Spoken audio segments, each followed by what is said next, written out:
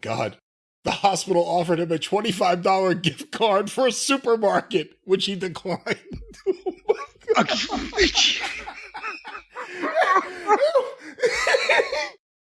sorry to laugh at that. It's just so ridiculous. What was the amount that you just said there that he's suing for? He's suing for at least $75,000 in damages. At least who the fuck is advising this fucking guy? Wait a minute.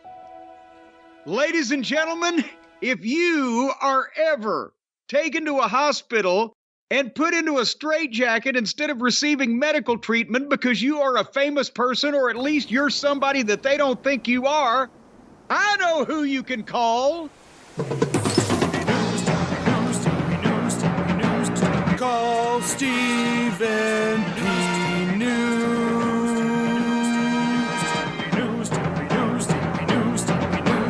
If you need to sue.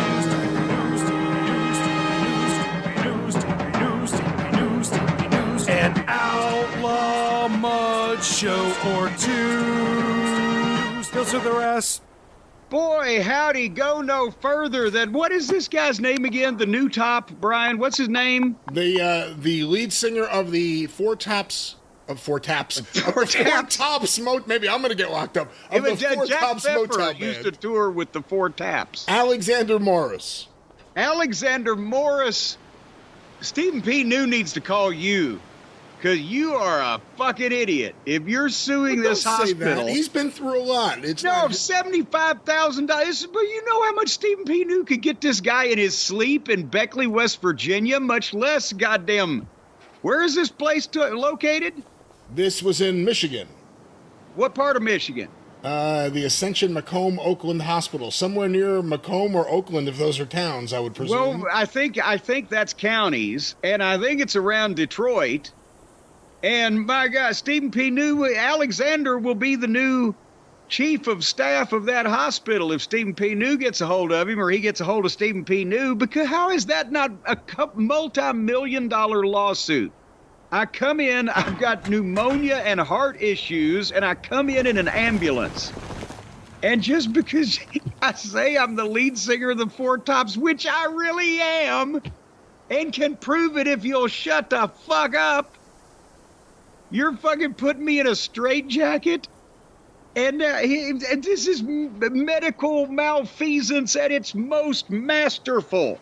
This is an open and shut. That's a slam dunk, as they say in the legal profession. How the fuck, 75? I'll buy his case for $75,000. I will write him a check right now for $75,000 and buy his case, and I'll hire Stephen P. New, and he'll get me $3 million. I don't think it works that way. You can't buy and sell these things? No, it's not like a wrestler's contract. Well, shit. As Mama Cornette used to say. The hospital's defense is going to be, last week we had 3 Smokey Robinsons and 2 David Ruffins come in. But that Eddie Kendricks, he broke some shit. With his voice, with his high-pitched voice. Yes, every window in the fucking operating room is shattered. Stephen P. New, 877. Oh, yes, well, I think, 877-50-STEVE is the number for you to call Stephen Alexander. Well, no, don't call him Alexander, his name is Stephen, but I'm saying Alexander, call 877-50-STEVE to get a hold of Steve to smarten your ass up. How did you skip right past the idea? Because this is incredulous to me. They gave him a $25 gift card for a supermarket. What the fuck? It was already past the point of... He declined it. He's smart. Well, I'm sure he did. Declined up their ass. Their ass became a broken ATM machine, and it declined it.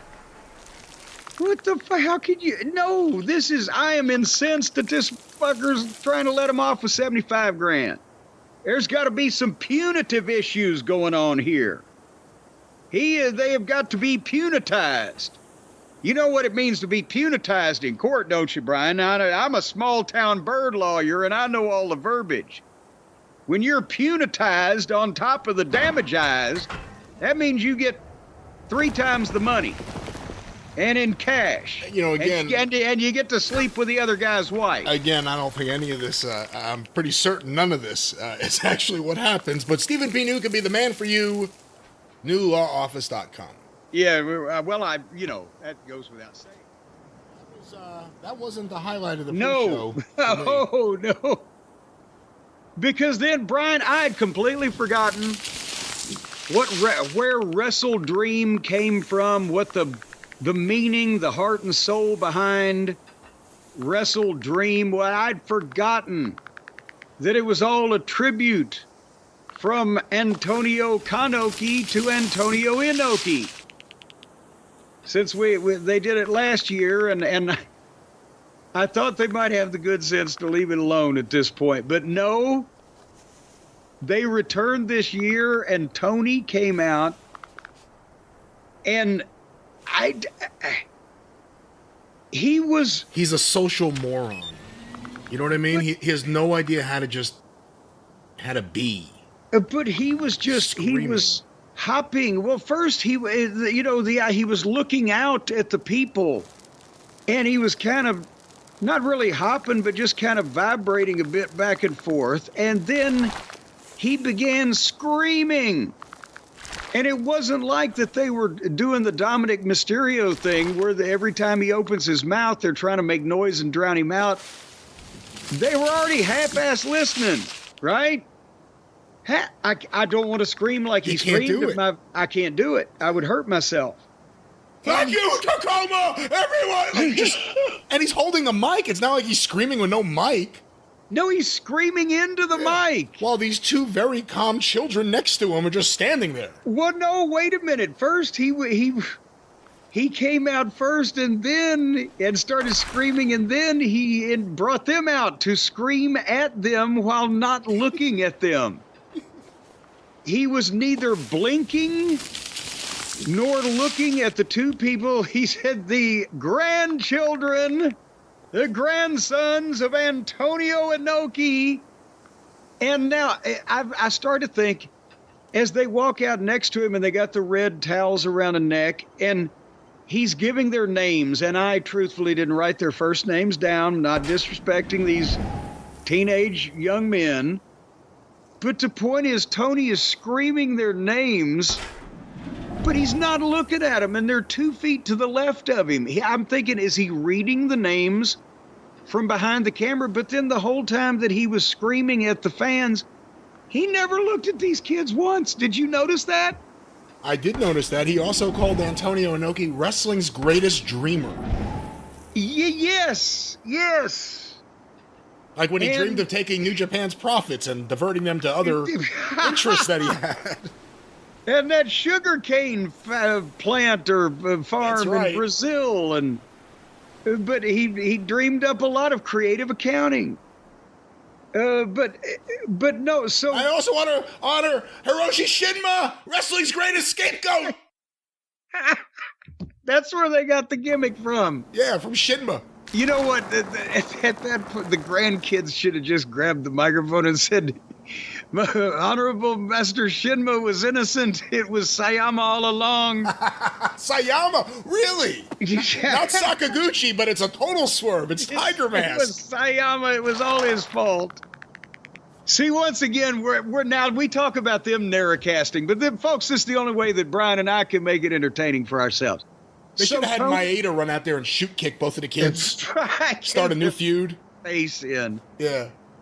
But no, Tony comes out. He screams at the people. He brings out the two grandsons of Antonio Inoki, screams their names. He's neither blinking nor looking at these two people that are right next to him. And then he says, to in honor of Antonio Inoki, wrestling greatest dreamer, the whole big thing, he's screaming, we want everybody to, let's do Antonio Inoki's famous chant. And when he said that, I swear to God, the place was so quiet, I could hear a black hole turning in outer space. Nobody knew what the fuck to do. It's been 40 years, right? The New Japan tapes. And never in America was that chant over. And so But then they've anticipated that. They may not have anticipated the dead silence. Maybe they thought people are going to go, yes, let's all join in doing this thing that you're going to hopefully tell us how to do. So then they put it up on the screen. And Tony Khan tries to, or Tony Schiavone, I'm sorry, too, is standing there who's introduced this whole thing. He's there to help Tony Khan lead this chant. Tony Schiavone tries to read it for the people, but it's up there fairly quickly, so Tony's a beat behind, and it's in Japanese. So for people who have never, one would think, heard it or seen it written or whatever, one time may not be enough. What is it? Nichi Isenda? Ichi ni Sanda. Okay, and people are thinking, Nissan, Toyota? What? But Ichi ni Senda. But it goes by on the screen one time, and Tony Schiavone reads it, and then this is one of the most awkward segments I've ever seen. Tony Khan says, "That's right, one more time," and it's off the screen, and they've gone back to a graphic, and the people are like, "Oh, wait a minute, what are we supposed to do?" They started to get with it at the end when they realized that they could read it, right? So he calls for it again. It's not there, and he's saying one more time to Tony, like, can you help? And just then it pops back up. And then Tony's ahead of everybody doing it because he's just all amped up. Everybody doing it. No one was doing it. No one knew the chant. He's standing the famous chant. I mean, when he said, let's all do his famous chant, I said to myself, there's no way anyone here is going to know what that is. This could be really awkward. And then it was even more awkward because it was him and Schiavone leading it and no one doing it. Tony was even ahead of Tony Schiavone. Tony Khan was when he did it, and then Tony Khan thanked everybody, and people walked away that were on the stage, and some of them may have walked out of the arena as well. But awkward. In Japanese, Inoki's grandchildren said, "What the fuck?" Yeah, it's the last time I do this shit. My grandfather would have walked out. And one kid looked like he was fucking 16 years. How long has Inoki been gone now? I guess it's only a few years Only a few years, but, I don't remember how old his children were. He had remember there was Simon Inoki? Inoki wasn't his real name, but he was the son-in-law. Yeah, I was going to say he was by marriage related. So are those Simon Inoki's kids? I guess that's what it could be. Well, at least that way, maybe he didn't have to fly them all the way in from Japan. He could have just brought them up from Los Angeles. Let's all do his famous chant. Oh, that's one of the greatest phrases ever for something no one knew what he was going to do. And Schiavone, noted New Japan expert Schiavone, was going to help him lead the chant. Yeah, he's going to help him because he was probably reading it for the first time. But it was like if somebody had come out there with the microphone and said, "Okay, everybody in the crowd, let's now chant Socrates' theory in ancient Greek." I thought this segment was so amazing. I was dumbfounded. And I said, there's no way Jim watched the pre-show. I need to find it. Couldn't find it anywhere on YouTube. Because I was going to send you the link. This is a must-see segment. Tony Khan has no idea how to behave in public or how to use a microphone. And then the chant part with Schiavone is one of the most awkward moments in the history of wrestling television. And this is still just the pre-show. This is just the pre-show. It's like if you had two Abbotts and no Costello.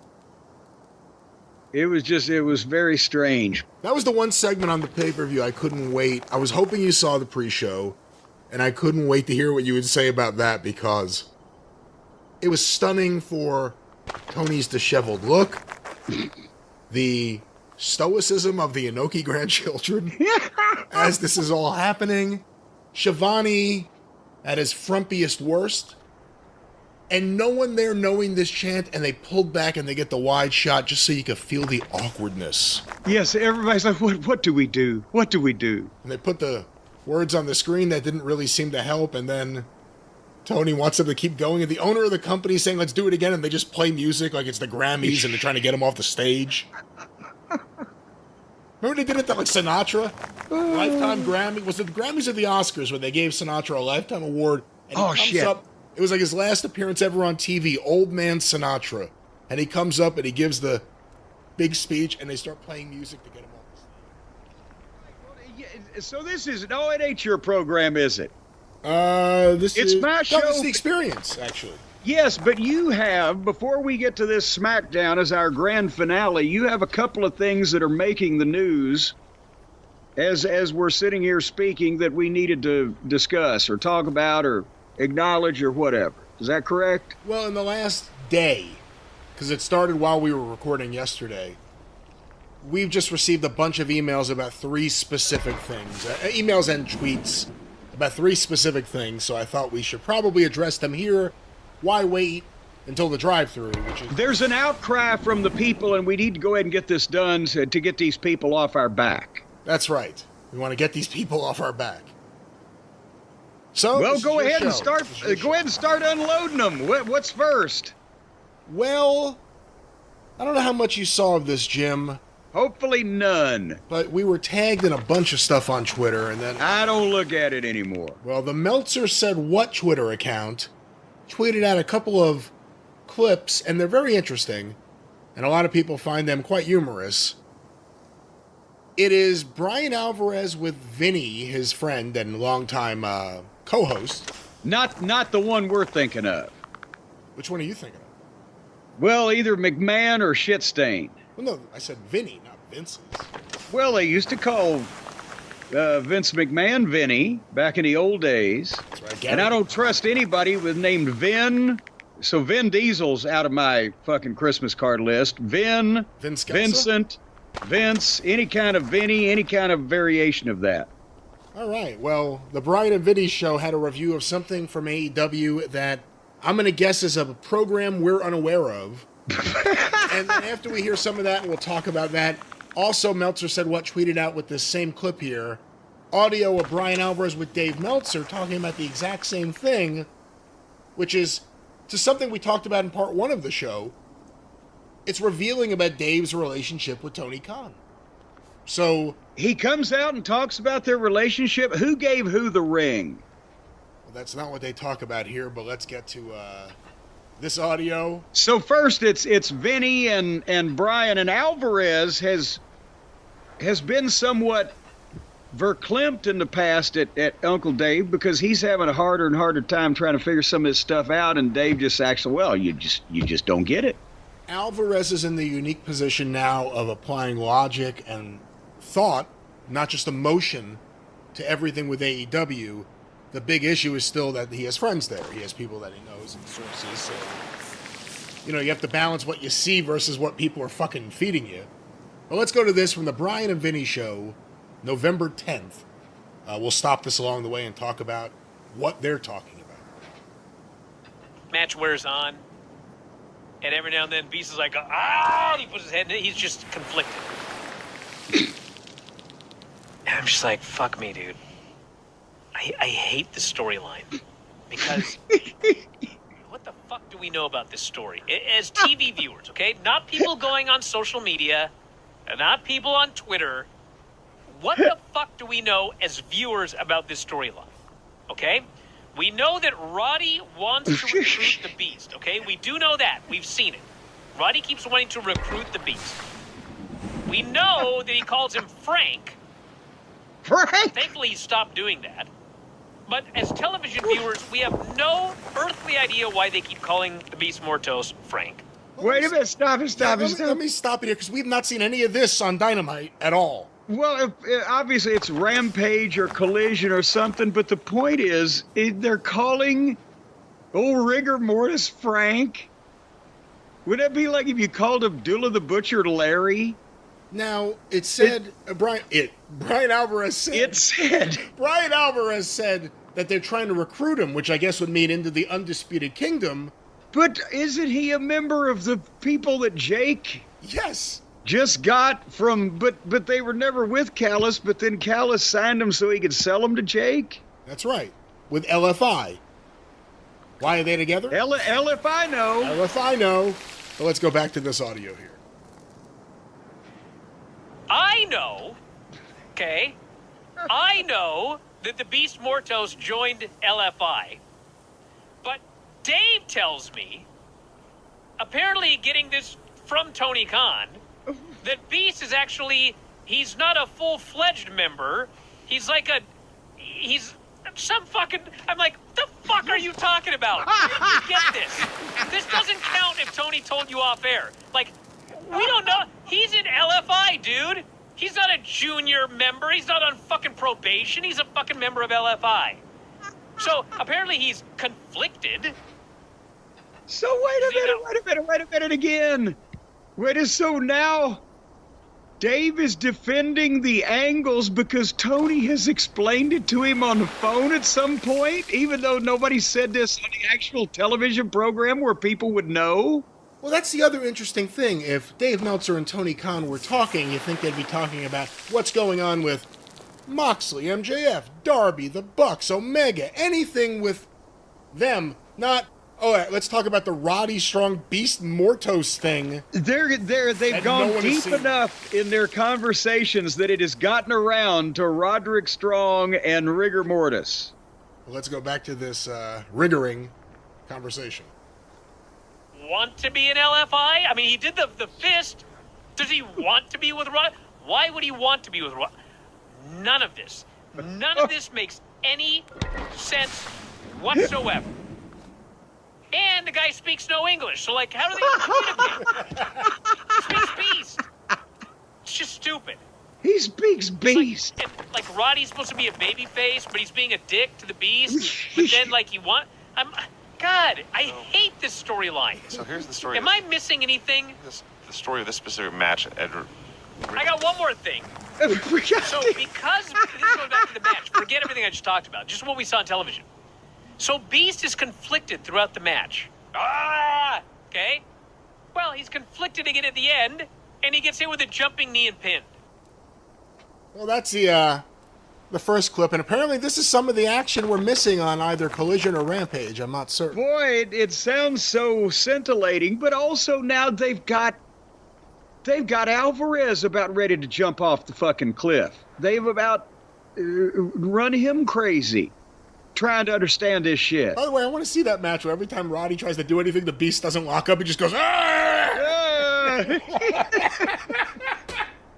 All right, well. And by the way, he did make a good point, and hold on, and then we'll get to the rest of it, but he did make a good point that, well, Taven and Bennett never even speak, and you never see them on the main television show except when they're standing around with the group, and so we don't know, but Roddy is the most dickish alleged now babyface that, along with Adam Cole, who formerly the Devil, that all four of them want to get on MJF and just beat the piss out of him 4-on-1. What baby faces they are.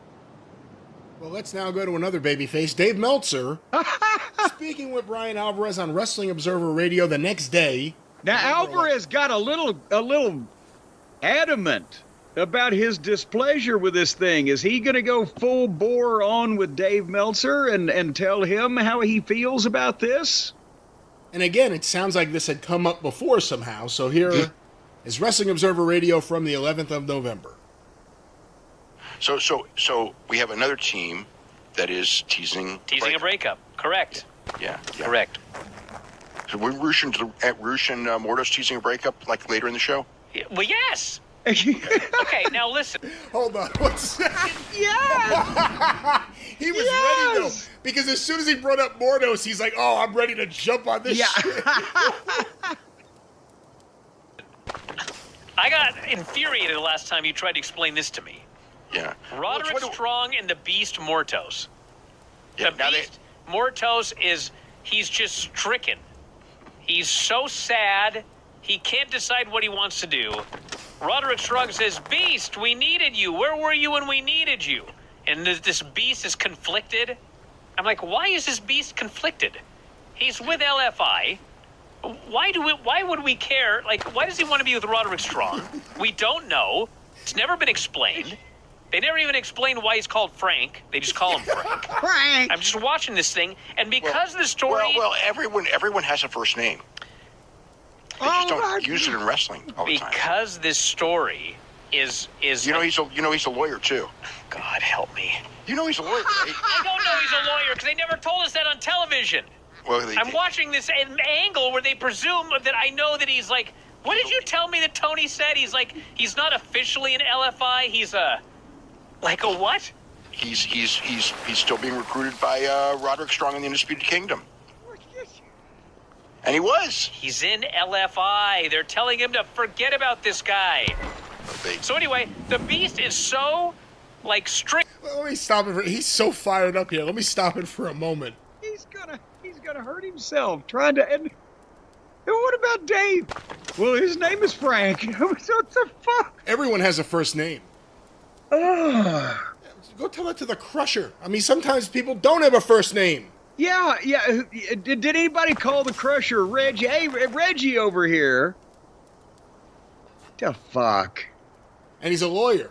There's another twist in a Beast Mortos that we've not picked up on Dynamite, that apparently he's not just a beast, he's also a beast attorney. Do you think he's a small town Buffalo attorney? Well, let's go back to this, the remaining seconds of this scintillating conversation.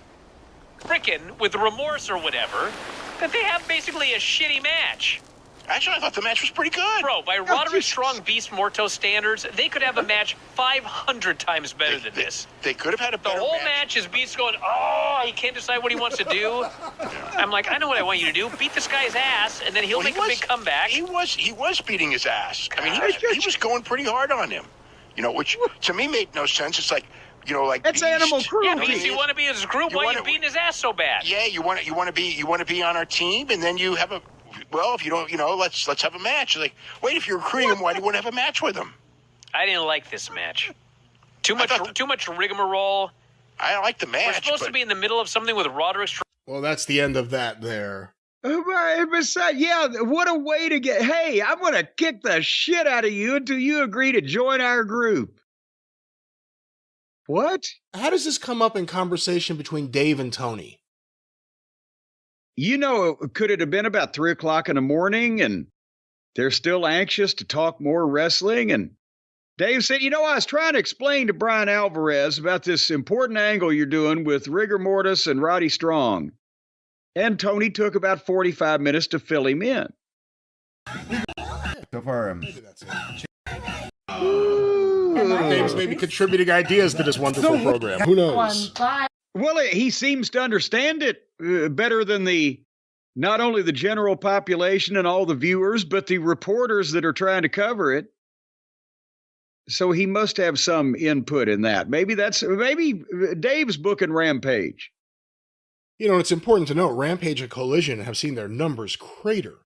We've heard multiple times in the last few months, I mean, you tell me if I'm wrong, the lowest number in the show's history. Yeah, I mean, we don't even, because, I mean, why we could, cover Ragtown Championship Wrestling in Bay Point, Mississippi, but, we have to stick to the main things that at least most of the people see. But they're down in the 100 and something thousands in prime time on poor old TBS or TNT, whichever one these fucking things are on. Should MJF reach out to the Beast Mortos? Well, it seems like everybody else is. He's the most popular son of a bitch around. Everybody wants him. Where's Jake? Well, he got sold a bill of goods, didn't he? What the hell was that? What was that? He got 3 wrestlers he's never been with ever again.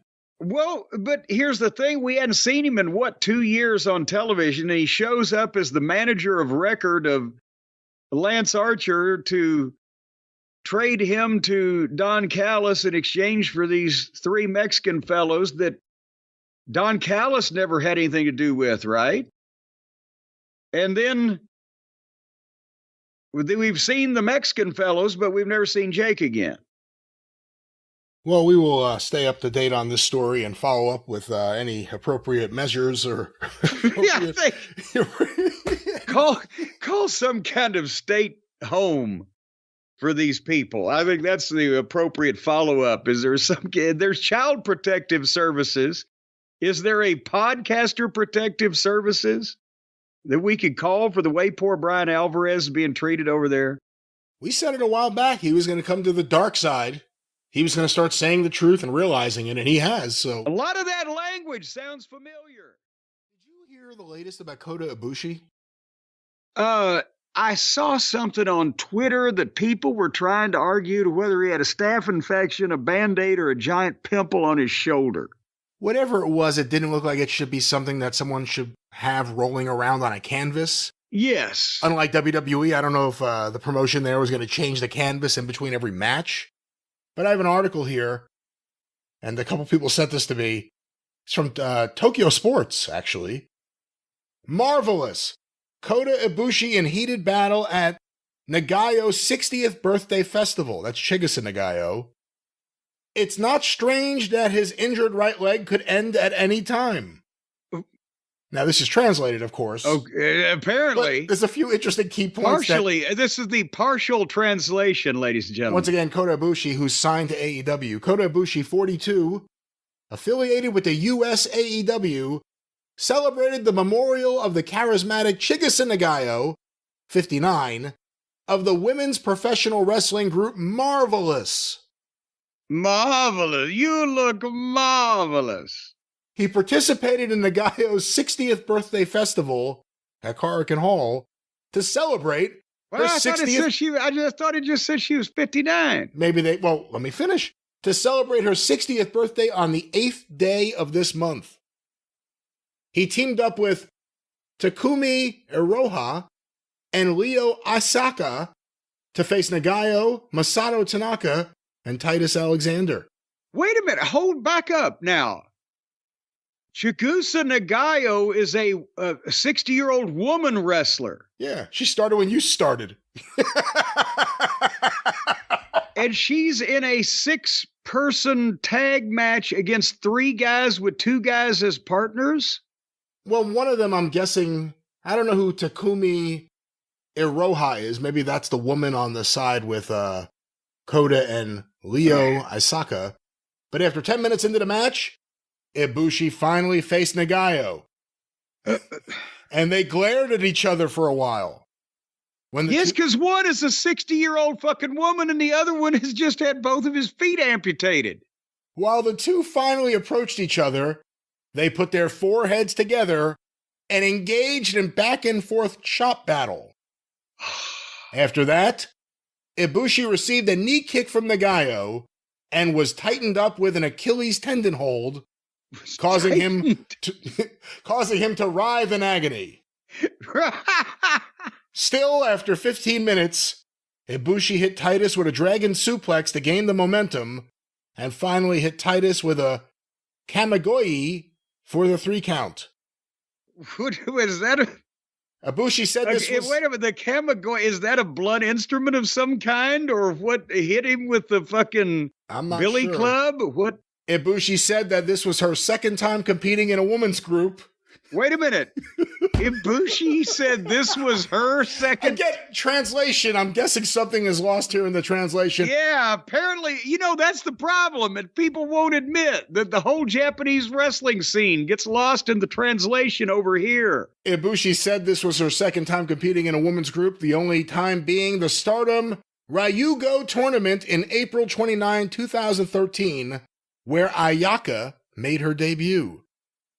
When asked why she decided to participate, again, they mean he, the translator, Ibushi said, here's a quote. No, take it the way you want. Here's a translated quote. AEW will be issuing visas again from next year, but I feel like the Japanese pro wrestling world is somehow declining, so I want to help lift it up. That's why I'm doing everything for free. By having a fucking match with a 60-year-old woman? That's why I'm doing everything for free this time. What? Yeah, that's the reason, not because Tony's paying you. Wait a no! Better so loud. No. Oh, no. I'll stop here. Let you. No.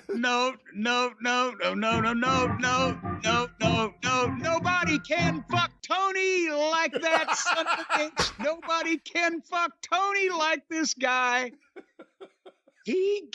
This guy signed a contract with AEW because he's best friends with Kenny Olivier. And so Tony signs him up for, at the time it was reported, certainly it was $1 million a year, $1 million, but a lot of fucking money. And when Tony signs the guy, he promptly goes out and breaks or blows out the tendons and ligaments in, or whatever he did, a variety of things, both of his fucking feet. On someone else's show. On someone else's show. On shows in Japan. And he never actually starts the official work for the official contract that he signed. And Tony has paid him to go have double ankle surgeries and recuperate or vituperate all this time. And now he's telling people that he's going to work in Japan for free to help their business over there. And why not? Because this sucker in America is sending him more money than he'd make there to begin with. To do nothing. Tony Ibushi wants to know if you're okay with him working a big retirement show, a big anniversary show. Oh, who is it? Tenryu retired a few years ago, and Muda's not wrestling. Chigusa Nagayo. Well, let me go back to the article here, Jim. He injured his right leg when he faced Marufuchi at Noah Ariake on January 2nd this year. He was diagnosed with complex damage to the lateral ligaments of the right ankle, accompanied by a rupture of the right tibiofibular ligament. Although he returned to the ring at GLEAT, that's a promotion. He returned to the ring at GLEAT in July. That's the noise that they make when the refrigerator jacks gives them the bonsai drop. GLEAT! Although he returned to the ring at GLEAT in July, I just can't hear that. He is not yet in perfect condition. Oh, you think? Because he's 40-something years old. 42, and just when you think Marvelous is the worst name for a promotion, GLEAT! GLEAT! Here's a quote from Ibushi to wrap this up. My legs are at their limit, and it could end at any time. I wanted to keep going before I can't do it anymore. So I decided to compete today. I'm really at the limit, but I want to contribute to the world of professional wrestling before I end my career. So I'm currently appearing in various places. It's like coming to see somebody hit the wall. My fucking legs could break off and sting up my ass at any given point, people. So get your tickets now. It's a hell of a selling point. Will today be the day his legs fall off? Find out. So be splayed out, flipping and flopping in the breeze. That's when you'll know that I. But no mention of ending his career where the guy's paid him the $1 million. The best way to get people to forget your legs about to fall off is have a big gaping wound on your back, which are all these pictures I've seen. How the fuck is he wrestling with that? That's what. Oh, God damn it. Oh. This guy may be the dumbest human being on the planet. Before we start talking about his goddamn dramatic situation with his amputated legs, you were talking about the giant carbuncle. There's pictures, still frames of him in this video where, again, some people said, oh, it was a Band-Aid that was flopping around on his back. But it looked... I've had a lot of Band-Aids in my life. I've never seen a Band-Aid that looked like that. It looked like some kind of... Imagine a zit that had reached the proportion of a fucking billiard ball. The next new company over there, Pro Wrestling MRSA. But the thing is, if it was what it looked like, I can't see how that it wouldn't have just popped, and because that thing could have put somebody's eye out. So or some kind of goddamn tumor or whatever the fuck. But you would have thought that if it was as bad, and here's what I was going to say: under normal circumstances, with normal people, you would have thought that if it was as bad as what it looked like, that he would have been all taped up with a variety of that, because they tape their own shoulders up just to support the muscles. How about to cover up a disgusting, repugnant, gaping fucking wound of some description? That's what I was going to say, but he might not be normal. What are you laughing at? Quote of the year is definitely, my legs are at their limit and it could end at any time. GLEAT. You know what? I've limited days God left. damn it. They need to buy that company and book the whole thing to oppose Jey Uso. Yeet versus Gleet. Yeet versus Gleet. Yeet, Gleet, Yeet. They could have. Go ahead, finish. No, just the idea. I only have so many matches left in me, so I better go work this 6-man match at Korakuen Hall for Gleet against Chikasa Nagayo. Yes. It's lucky he wasn't Dump Matsumoto. That MRSA pimple would have. But anyway, were we talking about? You know what? You were talking about, you were reviewing Nakamura, and we talked about him compared to some of the other Japanese wrestlers that ended up here in America in the last few years with AEW. And again, Ibushi was built up, looked good in WWE for that Cruiserweight tournament when he was still in shape, showed up again completely out of shape, and everything he did looked like shit after they built him up. And then every fan of his was like, oh, well, that was, one-time jitters. He's never been in a cage before. Whatever the fuck the excuses were. And then every time you saw him after that, everything he did looked like someone in slow motion. Nothing looked good. Well, remember when he and Kenny couldn't even hit their double backflip moonsault run to the turnbuckle thing? I put that backwards, I guess, but who gives a shit? Where Kenny had already have landed on the guy, and he's still trying to clear the top rope or over on the other side, but. And then he went back home to Japan and blew up both of his legs. Yes. I mean, it's incredible. It's like just incredible. That did the grasshopper backward knee bend on Twitter a number of years ago. And now he's being paid to go work small indie shows and spread his staph infection wherever he can. Well, maybe he'll be on Texas Stadium. All the best to Chigusa. I hope you enjoy your retirement. She probably came back too as like, what the fuck has happened to the business? All right, that means it's time to move on. So now it's just moving on music. Moving on, moving right along with of course, the theme to the Great Brian Last. Jim, let's get some more questions here before we wrap things up. Here's a question that was sent via the Cult of Cornet Facebook group. From Joe Morris, where do all the dead birds go? Billions upon billions of birds in the world. Shake a tree and they'll be there. Look in the sky, likely too. Where do all the dead birds go? So, Jim, you're Mr. Nature. What are your thoughts on this question? They fall down and go boom. You've never, what's his name, Joe? Joe has never walked along and seen a bird laying on the ground. It happens. Most of the time, they probably drift into unoccupied areas of the world. But yeah, you can walk around out in the woods and you'll see a dead bird every so often. So it happens. But then they don't stay there long, because then you got your turkey buzzards and your vultures and your other big birds that haven't you ever seen, Brian? Well, you got, every time you see roadkill up there in New Jersey, there's birds eating on it, right?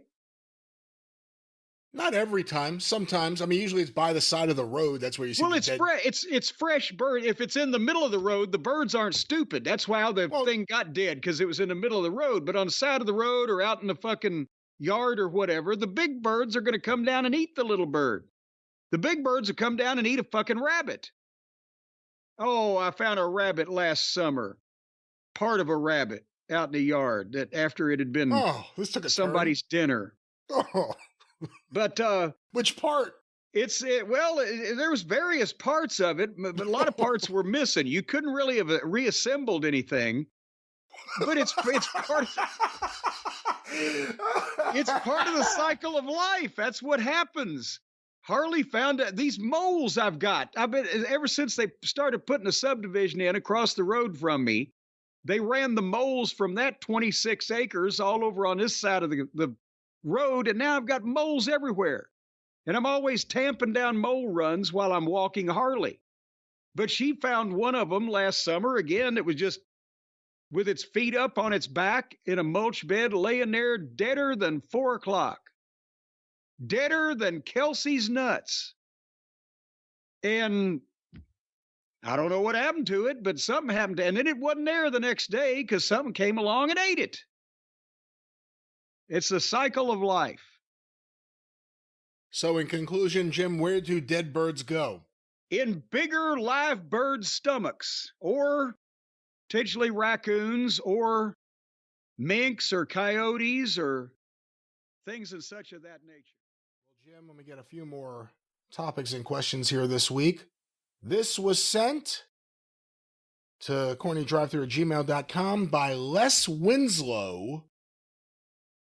These are the Korean Wrestling Awards. Now, I'm sorry, what? Well, specifically the South Korean Pro Wrestling Forum Awards. I guess there's a forum for the South Korean Pro Wrestling community. Well, now, hold on. Narrow this down. Is it a forum for South Korean pro wrestlers, or a forum of wrestling fans in South Korea who are watching? Do they have pro wrestling in South Korea? What the fuck is going on here? I'm not sure. I've attached translated results for both best and worst if you're curious how South Korean internet marks think of the current American product. Okay, well, there we go. So it's the South Korean fans viewing the American product. Yes, I am curious. I have the best and worst list. Do you want the best of everything or the worst of everything? Give me, let's see what they consider the best.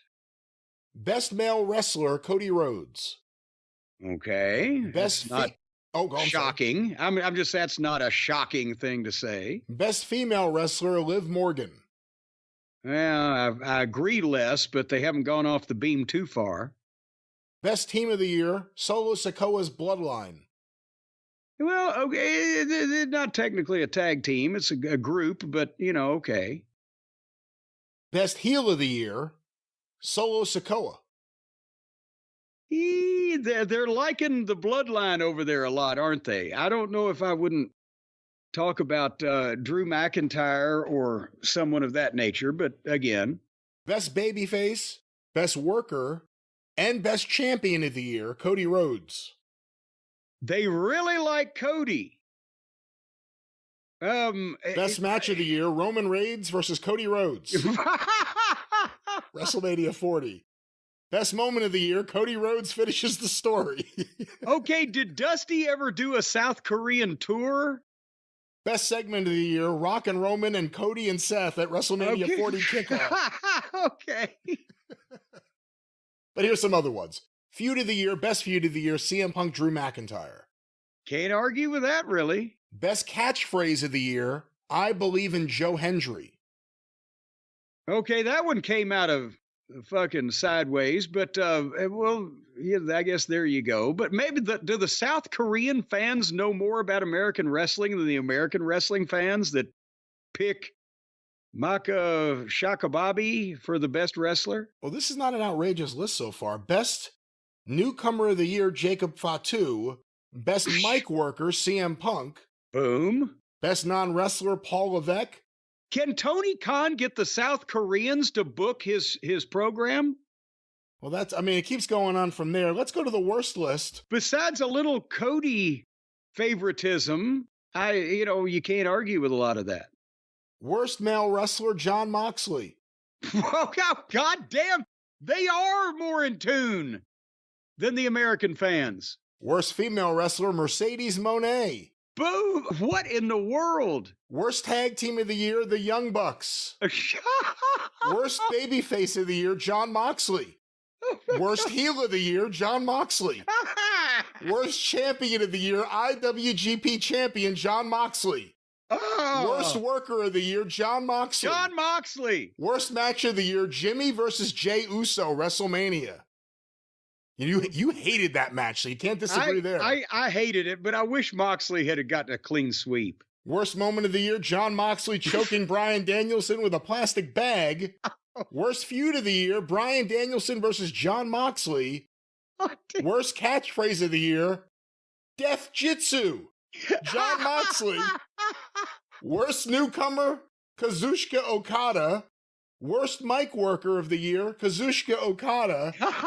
Worst non-wrestler of the year, Tony Khan. Most overrated of the year, Jon Moxley. Most underrated of the year, Chad Gable. I don't know what this means, Christian Awards. Chad Gable dead from Wyatt's 6th debut. I don't know what that means. Worst move of the year, Is it because Christian is always talking about people's fathers being dead? Oh, maybe. I guess that's Something like that. Maybe the translator didn't worst do move of all the their year. work. John Moxley sleeper hold. Worst gimmick of the year. John Moxley. Worst news of the year. AEW releases all-in London security footage. Worst theme of the year. It's Our Moment. DIY's theme song. Worst brand of the year. AEW. Worst event of the year. AEW Wrestle Dream 2024. Worst Featuring John Moxley. Worst part-time wrestler of the year, Adam Copeland. Worst booker of the year, Tony Khan. Worst main event of the year, Bryan Danielson versus John Moxley. Wrestle Dream. Worst face turn, Adam Cole. Worst heel turn, John Moxley. Botch of the year, Adam Page sneaks out early during Jay White versus Christian Cage on Dynamite. And finally, worst entrance, John Moxley. John Moxley.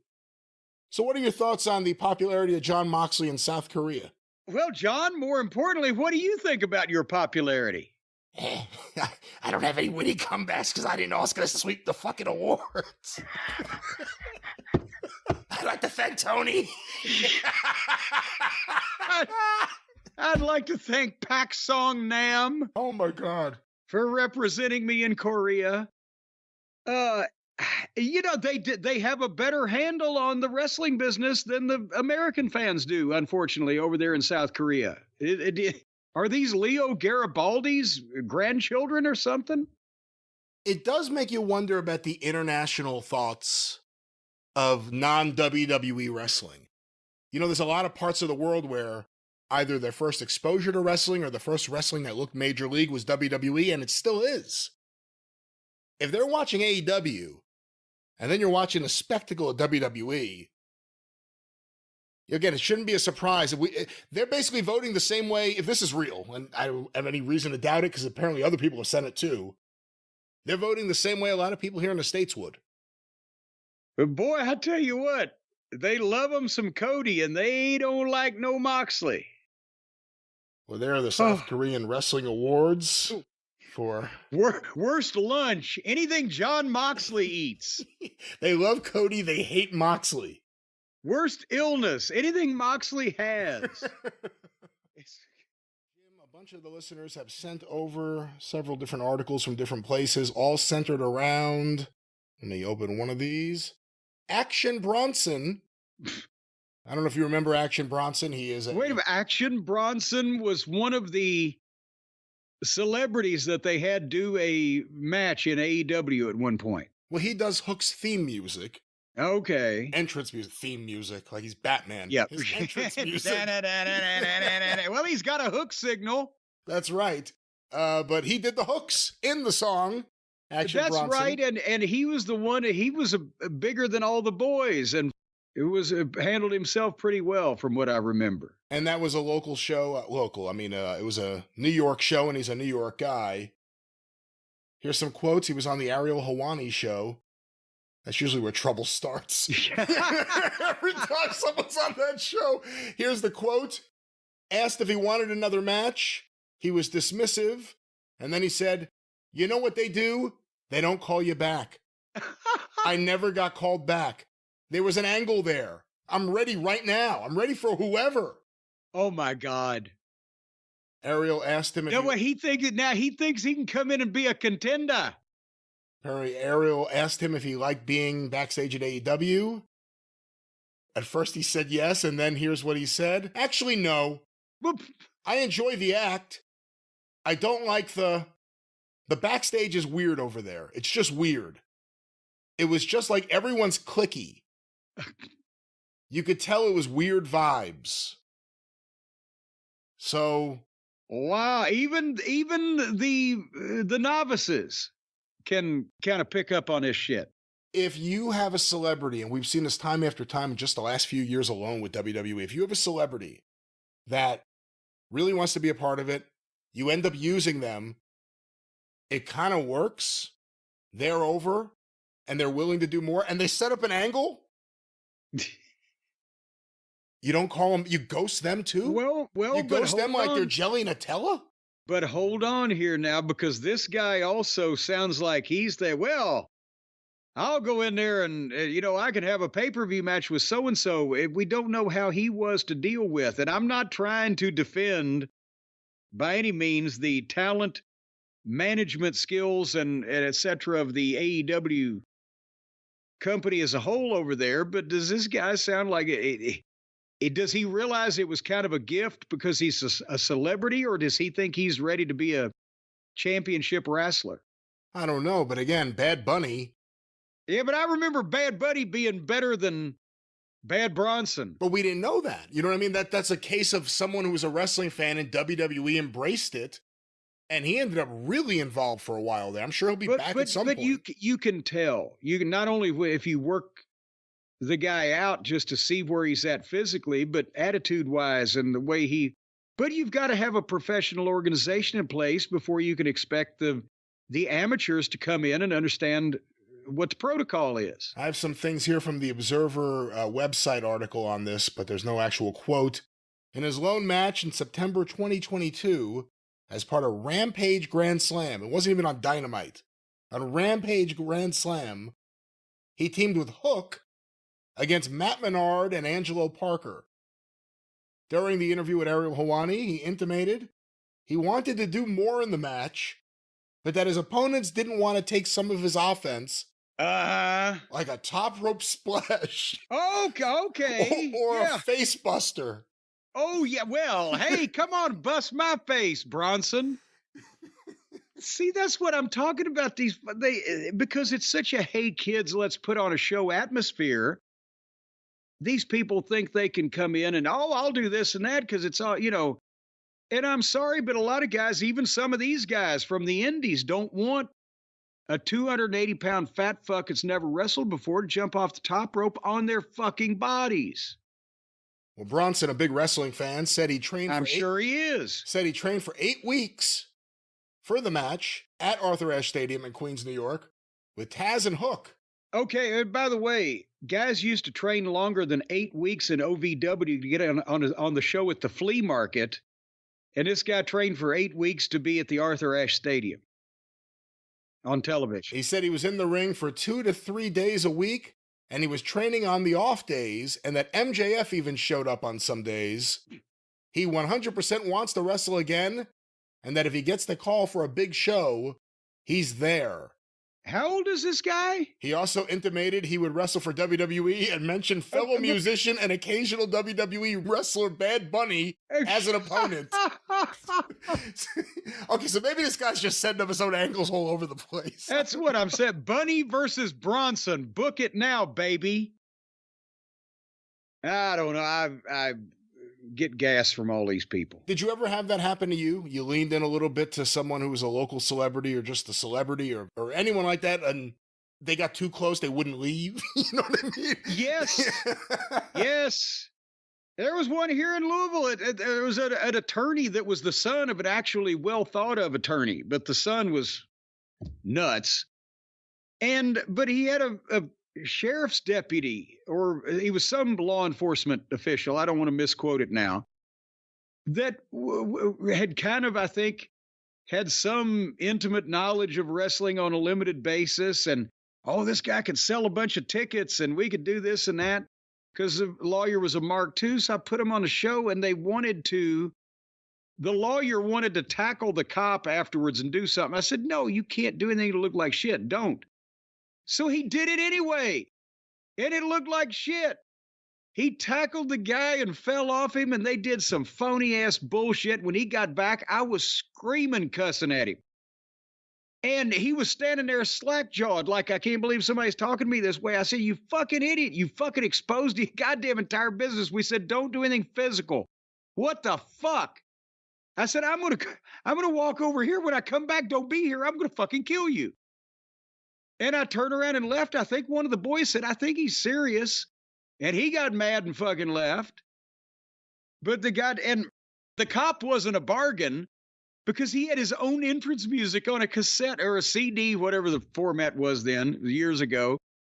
He brought it in. It even had a voiceover on the entrance music. What? He is here. He has arrived. Officer Yancey. I've kept this. I've kept this CD he is the law enforcement officer of the year, and he served on this thing, and he is here, and he has arrived. And God damn it, I'm like, we sold 250 tickets, but fuck. Anyway, that was that. Yeah. What was your question? I'm sorry. He has arrived, got me. He has arrived. And he is here. He did both. He arrived and got here. My question was about guys who got very close to the business and wouldn't leave. Well, there you go. There was one of them. All right. Well, Jim, let's get another. He left after I cussed him. They had the two segments of the night that got the most derision coming up immediately afterwards, one right after the other. And I felt bad for the first one, for part of it, because what have we been saying about production meetings? Apparently they didn't have one for this show, or at least they went ahead and improvised this next segment. Tony Schiavone was at ringside at the railing with our friend Ash Avildsen, who's been on this program and was more eloquent, to say the least, here. Maybe it's because Tony's a rotten interviewer. But this was one of the most awkward things I've ever seen, and I don't know why of some of it. Because they're promoting Queen of the Ring. They had a bunch of their talent at the premiere in Los Angeles. I'm sure Tony flew them all to LA. Should have flown some to Louisville. We had more fun. But they're promoting the movie Queen of the Ring in theaters near you, folks, starring Jim Cornette and others. And so obviously this wasn't like a goddamn, oh, hey, look, we didn't know they were here. Let's just grab this interview, and it fell apart. They had to kind of know. They had to tell Tony, you're going to go over, you're going to interview Ash Avildsen and Kelly Berglund and Damaris Lewis. Give these people some names. Tony was at ringside. There's the three of them standing there, Ash and the two young ladies. And Tony says, we're here with Ash Avildsen, the director of Queen of the Ring. And the girls kind of, light up since they're on camera also. And Tony looks over at him and says, oh, hey, girls, nice to see you here. And turned back to Ash like they were marks from the front row. He didn't know who they were, or they were not supposed to be in this. He didn't know their names. So then he goes to Ash, and Ash is trying to plug the movie, but clearly he wanted the girls to be able to say something. And it looked like he may be trying to save that. Maybe did Tony forget their names? He just blanked, so he didn't introduce them. So Ash introduces them. He knows their names, but he fumbles the pitch on asking them a question. And he's, oh, just take it, girls. And then, oh my God, the first thing, the young lady, God, and then these are actresses now. Take it, girls. And then she says the worst thing you can say. Take it, girls. Oh, she took it all right. She took it. Damaris Lewis, who plays Babs Wingo, is one of the three sisters, Babs Wingo, Ethel Johnson, and Marva Scott. I met, oh my gosh, they were three sisters. Oh, yeah. They were the pioneer African-American lady wrestlers. I just saw the video with Cosper. Yes, and I forget which one. One of their daughters was there. I forget It was which one of Marva. the sisters. I think it was Marva. Marva's daughter. Yeah. Well, anyway, Damaris Lewis plays Babs Wingo, but she says, one thing I've learned about pro wrestlers, y'all know you're going to win before anybody else does. So thanks for teaching me that. And Tony Schiavone was just frozen. Also, when Ash said, take it, girls, she had grabbed the microphone. Tony hadn't let go of it, but she grabbed it and pulled it in so she could go first. And you just know that she had rehearsed that and had thought, this is such a profound thing to say. Because in her head, she's thinking, y'all are the first ones to, you're going to win before anybody else does. Then you go out and you prove it to them. She's trying to be inspirational, right? You're the first ones to know you're going to win. But what she does is just take a goddamn diuretic shit all over kayfabe on a wrestling program. And the fans on Twitter and everybody else, what? And she was proud of that. She didn't have any idea what she had done. And then Before the main event, right before the main event, you get on the right house before the mic. main event, which, hey, if she hadn't exposed the business then, the main event would have. The first thing I learned from the wrestlers is that it's fake. Thank you. You know, that's one of the first inside insults I learned when I got into business. It was from the boys in the Tennessee territory. You would go up to a fucking guy and you'd say, I learned to work by watching you wrestle. That was a profound fucking insult. Your shit was so see-through, right? You had to be there. But anyway, then young Nell Stewart spoke. And then when she finished, and she was a bit more pleasant and controversial. And then Tony was ignoring them pretty much as they were talking, and then turned to pitch out. And you could see Ash hold his hand up, and he said one more thing I want to say, and Tony completely pitched out, like, get the fuck out of this, and cut out. It was the most awkward thing on everybody's part. Ash talked for an hour and a half on this program and didn't fumble anything. He couldn't make it 20 seconds on this show. These girls looked like they were interlopers on a live interview that just wandered out of the crowd from the way the announcer treated them. One of them, when they did get to speak, exposed the business on a fucking wrestling program. And then the announcer cut the poor fucking director of the goddamn movie they're plugging off and just said, fuck it, we're out of here. And that's the last you saw of any of them. God damn it. That was an all-timer of a segment right there. Nothing went right. It should have been a layup. Hey, we got a few actresses and the director at ringside. Let's do something nice to promote this movie. They've all of a sudden been all over the movie, and then they go out there and the girl exposes. If you'd like to see something similar done with absolutely no conversation or pre-planning ahead of time or a production meeting, go to official Jim Cornette on YouTube, and I'll be with some of the same people going for several minutes without anybody embarrassing themselves. You have anything you want to say? Yeah, the first thing I learned is they know who's going to win. What the fuck? What the fuck? Oh, what was Ash? We need to get Ash back on the show now. Yeah. Ash, what was that other thing you wanted to say? Yeah, what was it, Ash? What were you going to tell Shivani? Were you going to say you're an idiot? What were you going to say? It's gonna be the biggest cliffhanger since Baby Doll's envelope on Dusty. Is what did Ash Avildsen want to finally figure out to say when you cut him off? Babs Wingo says wrestling is fake. And if you can't trust Babs Wingo to be on the level, who can you trust? Oh, what a segment. Oh, God. The second part of this It may be in the running with is this open mic night bitch, kind of. I don't think it went the way all the people involved thought it was going to go.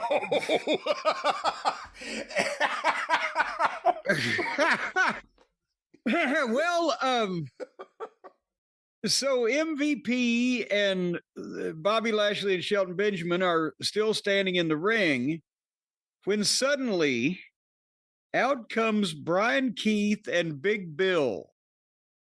And they have earlier in one of the break things, Jericho has told them they need to prove themselves to him, some of this business, whatever the fuck.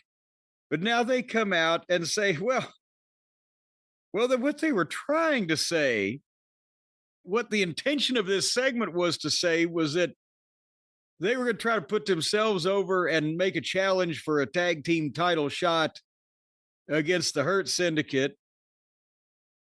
But God damn it, as soon as Brian Keith was the first one to speak, and as soon as he had made like one declarative statement, MVP just balled up a giant wad of shit in his hand and flung it at a high rate of speed like a fucking major league pitcher right into Brian Keith's face. He just shit all over. He just referred to him for the first of many times as a little bitch. And I don't even think he spoke directly at him. I think he spoke to his handler, Big Bill, about getting your little bitch back. And then Big Bill tried to start talking. And everything he said, MVP again, it was like one of those batting machine things where the guy just stands there with a fucking bat, and every time one comes at him, he bam, and a bam. He would interrupt what they were trying to say and insult them and sting them. They couldn't handle his material, and then they're trying to go back to the fucking story. And he's like, well, hurry up, you two little bitches. I'm going to have my guys come down there and just slap the shit out of you. Just in the most dismissive, derogatory way possible. He allowed them to speak long enough to tell him that they wanted a title shot. Then they walked past them, showing absolutely no trepidation whatsoever, and said, go out there and win a match and you can get a title shot.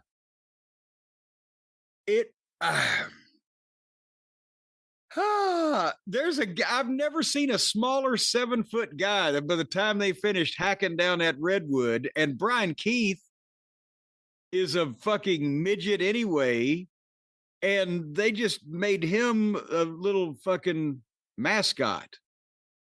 This was like Richard Pryor cutting down a heckler. I mean, it was just yes, every word he got out, it was like boom, boom, boom. And fucking Big Bill looks so good. I mean, he's obviously taking all the right vitamins. He looks jacked and big and strong. Maybe never looked better than he does right now. And he started with confidence, and then he's like, but nevertheless, he knew there was nothing you could do. MVP had a look at his eyes like, I'm going to cut these fucking guys down no matter what. And he did, and it was amazing. And I can't wait to see this match now, because I really believe that his guys are going to kick the shit out of these two. Yeah. And he made me believe. And can. Yes. That's the thing. The suspension of disbelief is back in the wrestling business. I have a feeling that Big Bill and Brian Keith better go on a long losing streak. Oh, crap. Anyway, man, speaking of a long... Did Brian Keith walk into the wrong room? What did Brian Keith had... Oh, yeah, this has to be some type of personal issue. that this fucking guy has apparently overstepped his boundaries in some fashion and got verbally bitch slapped back down to fucking... It was like someone played a practical joke on MVP, but he wasn't going to go along with it. He was just going to cut it down. Like, who are these guys out here? I don't know. I think somebody was pulling a practical joke on Brian Keith and Big Bill. Send them out there to face the fucking gunnery. Wonder what advice Jericho's going to give him now. Don't come in here. Get him on me. Don't go on a cruise with him. Don't get in the elevator. Jim, I know this is your show, but this has been sent to me by a bunch of the listeners. I'm very curious your thoughts. Have you seen what Mercedes Moné is up to? Thankfully, no. But is she up to another position somewhere where we can get her off the television?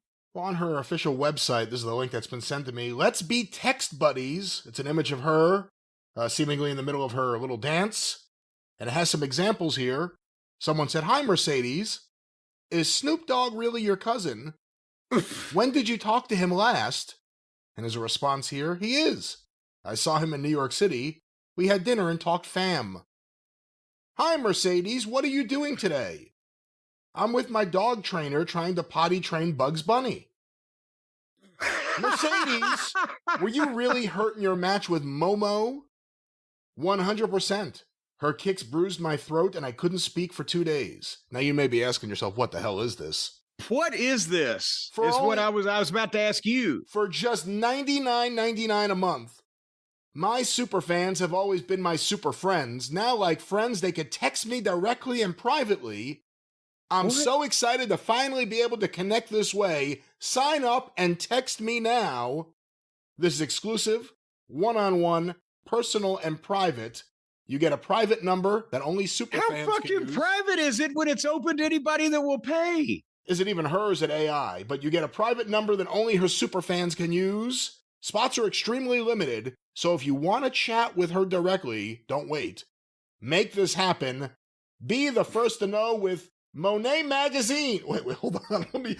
What? I added magazine. It just says Monet Mag. Sign up to get exclusive news, insights, and updates delivered straight to your inbox 1 full week before they go live on our website. Monet Mag seems to be a different thing.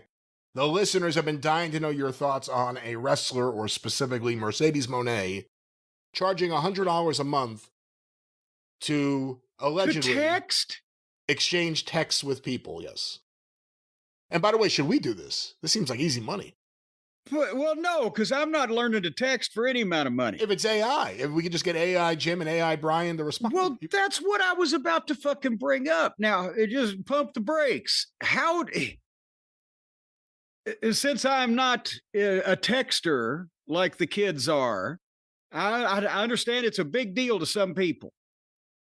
But how do you know that it's even her?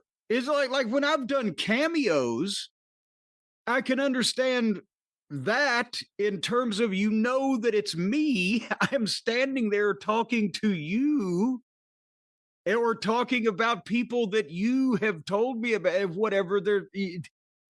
I mean, they may be able to AI that now, but I didn't when I was doing the cameos and wouldn't. But how do you know that this is the fucking... What do you... I'm looking at the previous covers, the front covers of Monet Mag. Hold on, let me send you this link. Lord. I had no idea she has a magazine she puts out about herself. I had no idea. Holy shit, how many issues are there?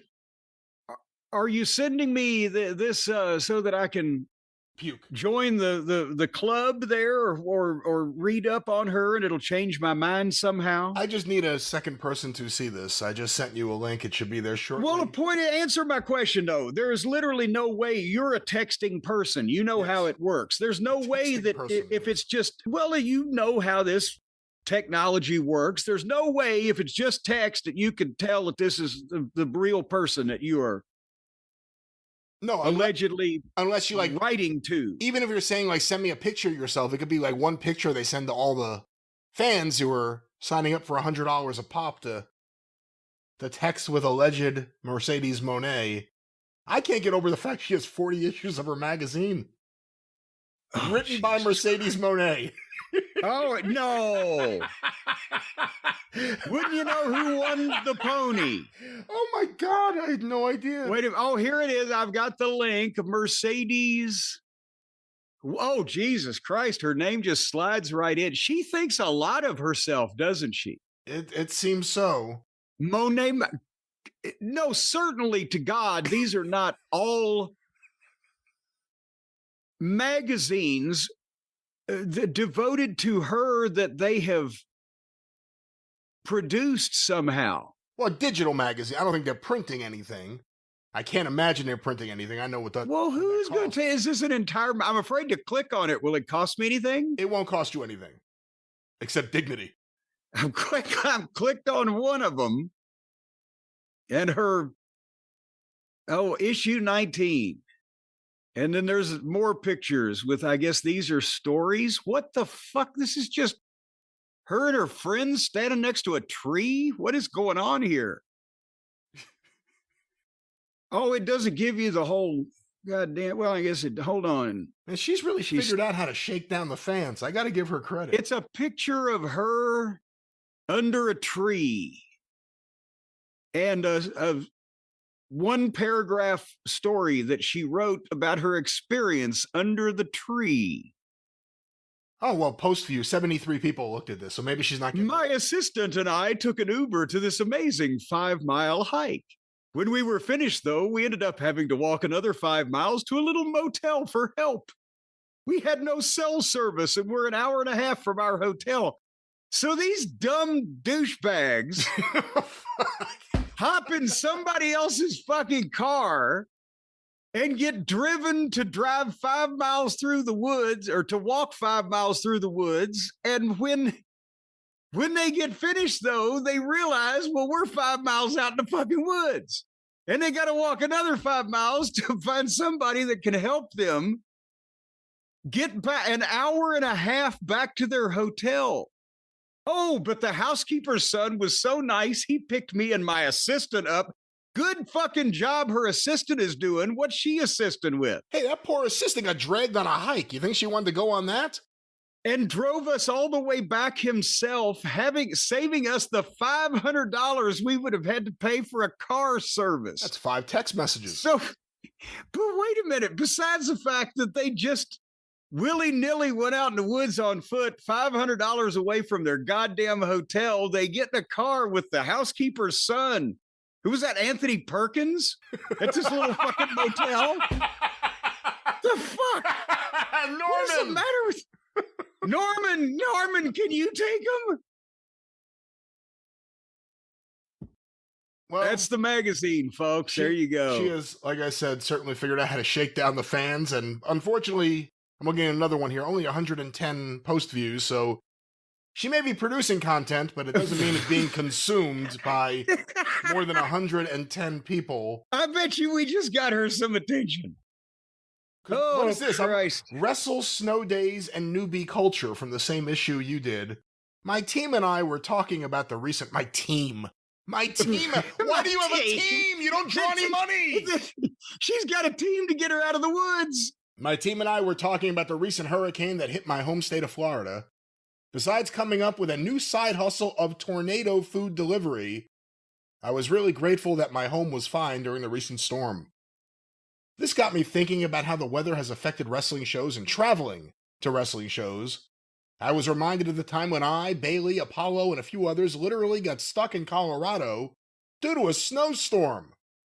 We had to stay because driving the 6 hours to the next town was too dangerous. That was rare. The term, the show must go on, was probably written for wrestling because I know no other world that lives up to that notion. What? Really? What? That's. How about the world that it came from? Show business. That's exactly right. The fuck? And how is this woman constantly stranded in some type of wilderness? Poor pre-planning leads to piss poor performance. All right, well, I could honestly say I have never been stranded against my will in an environment. I've been stranded in a hotel due to weather or things, but I've never been stranded out in the goddamn nature against my will just due to poor planning on my part as to where the fuck I was. Yeah, I was thinking while I was thinking about this, Brian. I was thinking while I was thinking about it. Did I ever tell you the only time that I, as a booker in Smoky Mountain Wrestling, or when I was on the creative committee and happened to see anything in WCW or Ring of Honor or OVW, whatever the fuck, the one time that I can think of that I stopped a match as a booker because I thought somebody was fucked up and nobody was going to stop it but me. Do you know, have I told you that, or do you remember when that was? Oh, I don't know. Is this another one of those Russ McCullough stories? No, Smoky Mountain Wrestling. I brought the Moondogs in. Larry Latham and folks, if you know to look up the Moondogs is all I can tell you. And don't stop now. Who was the other guy? Well, hold on. I'm going to tell you here in a second. But for the kids who might not have even heard of the Moondogs, look up the Moondogs, 80s WWF, but they basically were over in the Memphis territory and in Tennessee from the 83 run they had with the Fabulous Ones, all the fucking bloodbaths and the wild ass shit. It was Larry Latham and Randy Colley, Spot and Rex, the Moondogs. And then they made some money with it in the WWF. But then in the early 90s, Larry Latham and a couple different partners had come back in Memphis and did a program with Jerry Lawler and Jeff Jarrett and the wild ass matches and the trash cans and the chairs and it revitalized their business because somewhat, not for the standard of the time, they were doing well. But it was like bringing. It was pre-ECW, actually, when you think about it, because that Memphis, those tapes were going around, and the Moondog stuff with Richard E. Lee, and just Oh yeah, a variety of Moondogs, and it was wild stuff. It had 2x4s and Yeah. whatever. But it was like bringing the Sheik in, but the Sheik was too old, so now we've got another gimmick. It was the gimmick, and they were the ones doing it, and the baby faces only had to do it when they worked with the Moondogs, and that was part of the deal. And it got attention, and you couldn't do it too long. But anyway, so the point is, 83 in Memphis, draw money with the Fabs. They go to the WWF. The name gets out of blah, blah, blah. But Larry Latham was from, goddamn, somewhere in Arkansas near like West Memphis or somewhere in Arkansas near Memphis. And he lived there. And they had the early 90s run, as I said, with Lawler and Jeff. Was in 93. I think he called me. I don't remember calling him, but he was pitching the idea of the Moondogs. I said, Larry, you got a partner? He said, well, his kid, I can't remember what this kid's name was. I broke this kid in. He can do the gimmick. I said, well, I think I said, I can give you all, $300 a shot for the team, which now it's, like $900 or $1,000 today. But he said, I said, that's just pays 150 each. He said, well, no, you just give me the 300 and I'll take care of him. It's okay. So I bring him in to have a program with the Rock and Roll Express, classic monsters against my baby faces, and then had the Moondogs against Ron and Don Harris, the Bruise Brothers, because now you got the baby face monsters against the heel monsters. And, and then it was time for him to go. But when I first brought him into television, point I'm going to make, their deal is they jump the job guys and they beat the shit out of them and they hit them with chairs and I'm blowing the whistle. I'm their manager. And, everybody's seen that drill that's seen the Moondogs. And I booked them against guys that they could just beat up. And, you're working with the Moondogs. So it's kind of like in the 80s, working with the Road Warriors. You know what's going to happen. But there'd been this one guy in Morristown, Tennessee, that every time this convenience store that was on the way out of town when we went to the Kentucky towns, he'd been working outlaw and wanted to get booked. And every time I saw him, he wanted to get booked. And finally I called him. I said, well, you want to work with the Moondogs on TV? Okay. So I figure at least this will discourage him if nothing else.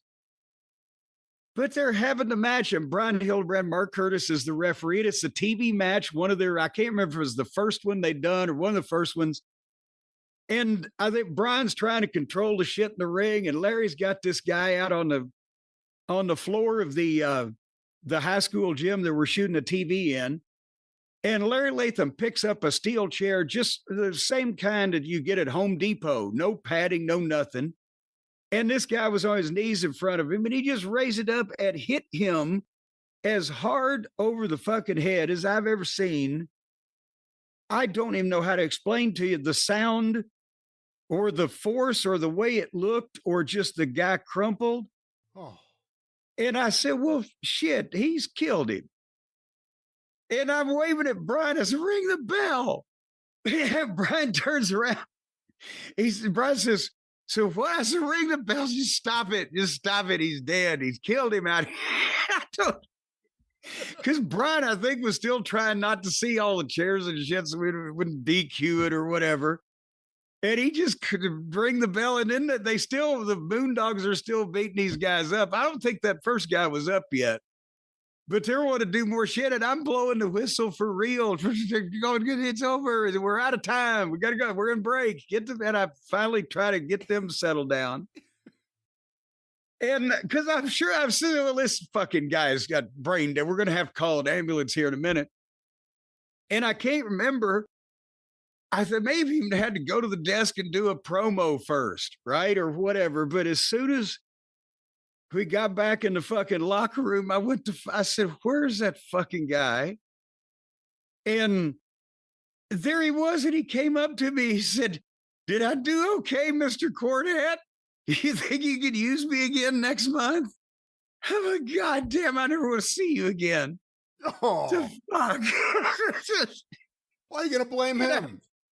No, I said, get out of the business. Consider yourself lucky. No, there was no way he was ever going to make any money in the wrestling business. And but Jesus Christ.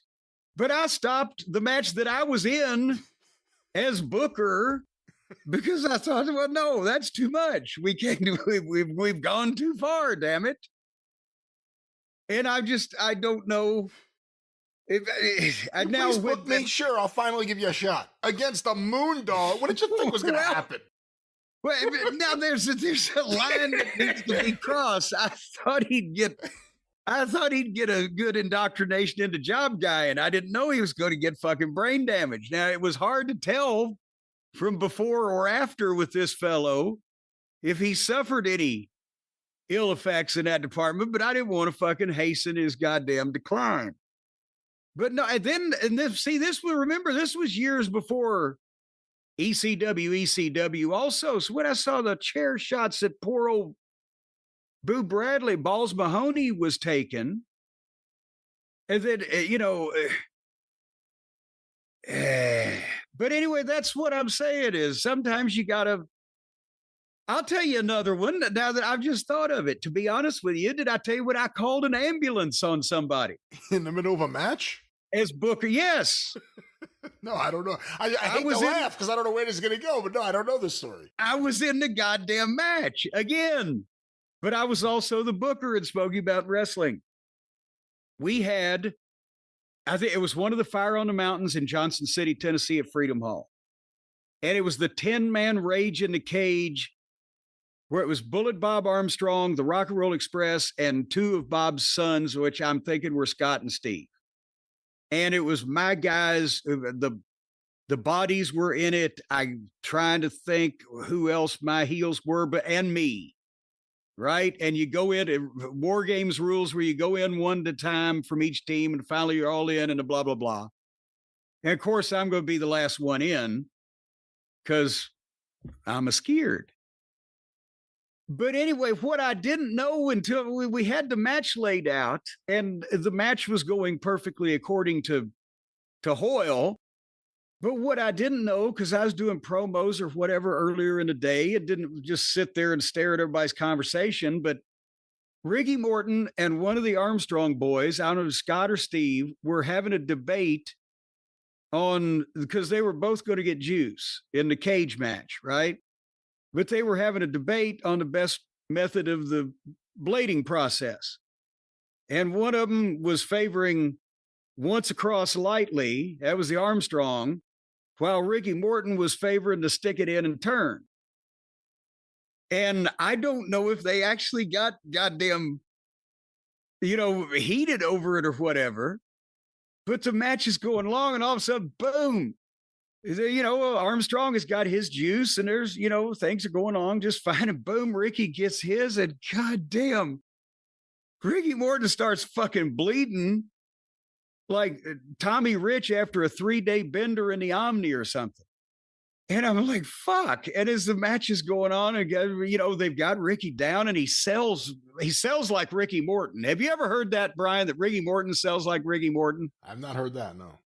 So you don't know whether he's fucking dying or not to begin with, even if he's not looking like he's ready to pass out from blood loss. And finally, and Sandy Scott, I'm still at ringside, right? Maybe one of the other heels waiting to go in. Sandy Scott comes up behind me and says, "Is he all right?" I said, "I'm not sure. Why don't you call an ambulance just in case?" It's like we're having this conference while all the people are screaming this cage match is going on. So Sandy goes back in the back and uses one of the payphones, call a fucking ambulance. So there's a man losing blood. I can't think.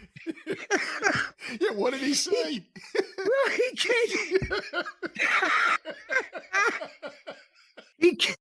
can't say because... the thing is, it's number one, if it's not needed, we don't want to have to pay for it. But also, he can't say one of the wrestlers in the match is bleeding too badly, but it hadn't been stopped or whatever. He just says, there's one of the wrestlers is losing blood. And he hangs up. Did he call 911? Well, he called whoever he cut to call an ambulance in Johnson City, Tennessee in On a 1990. payphone? Yeah, 911 emergency. There's a wrestler losing blood. Wrestler in Freedom Hall's losing blood. We need an ambulance.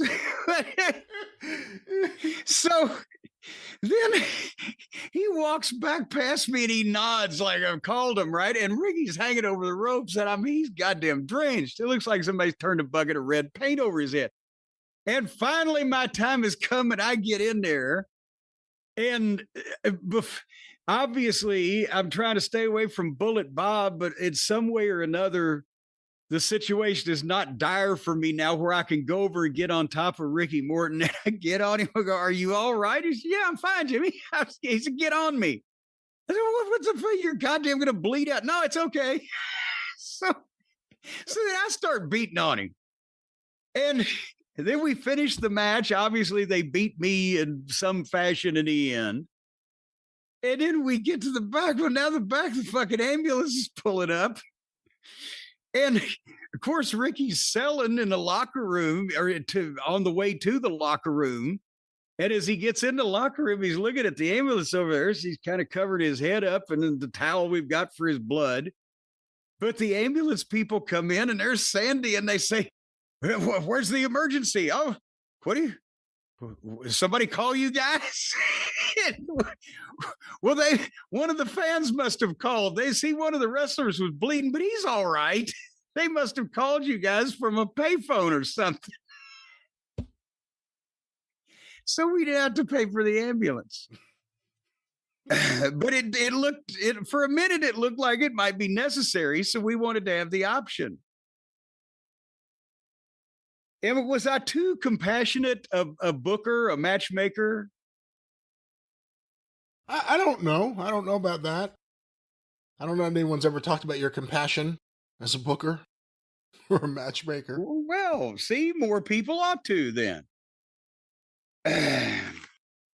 Anyhow, Were we talking about Heyman or were we talking about? I don't know. We originally All right. kind of went from there, but all just dangerous stuff and stuff that shouldn't be too dangerous. And when do the people in charge have a responsibility to not let people fucking do stupid shit that is not worth the goddamn risk, or just set up a pattern of doing stupid shit so that becomes the norm, and then the next people have to do stupider shit to get the same reaction, and then that's where we are at today after all of this. Yeah, now you know not to really react unless the referee looks really concerned. Unless the referee drops down quick to get in the other person's face and go, "Are you alive?" Oh yeah. And then, well, but at the same time, a lot of this shit fools the referees. Then they're going to start doing that every time too. Then they'll drop down and say, "Are you alive?" Is anyone alive out there?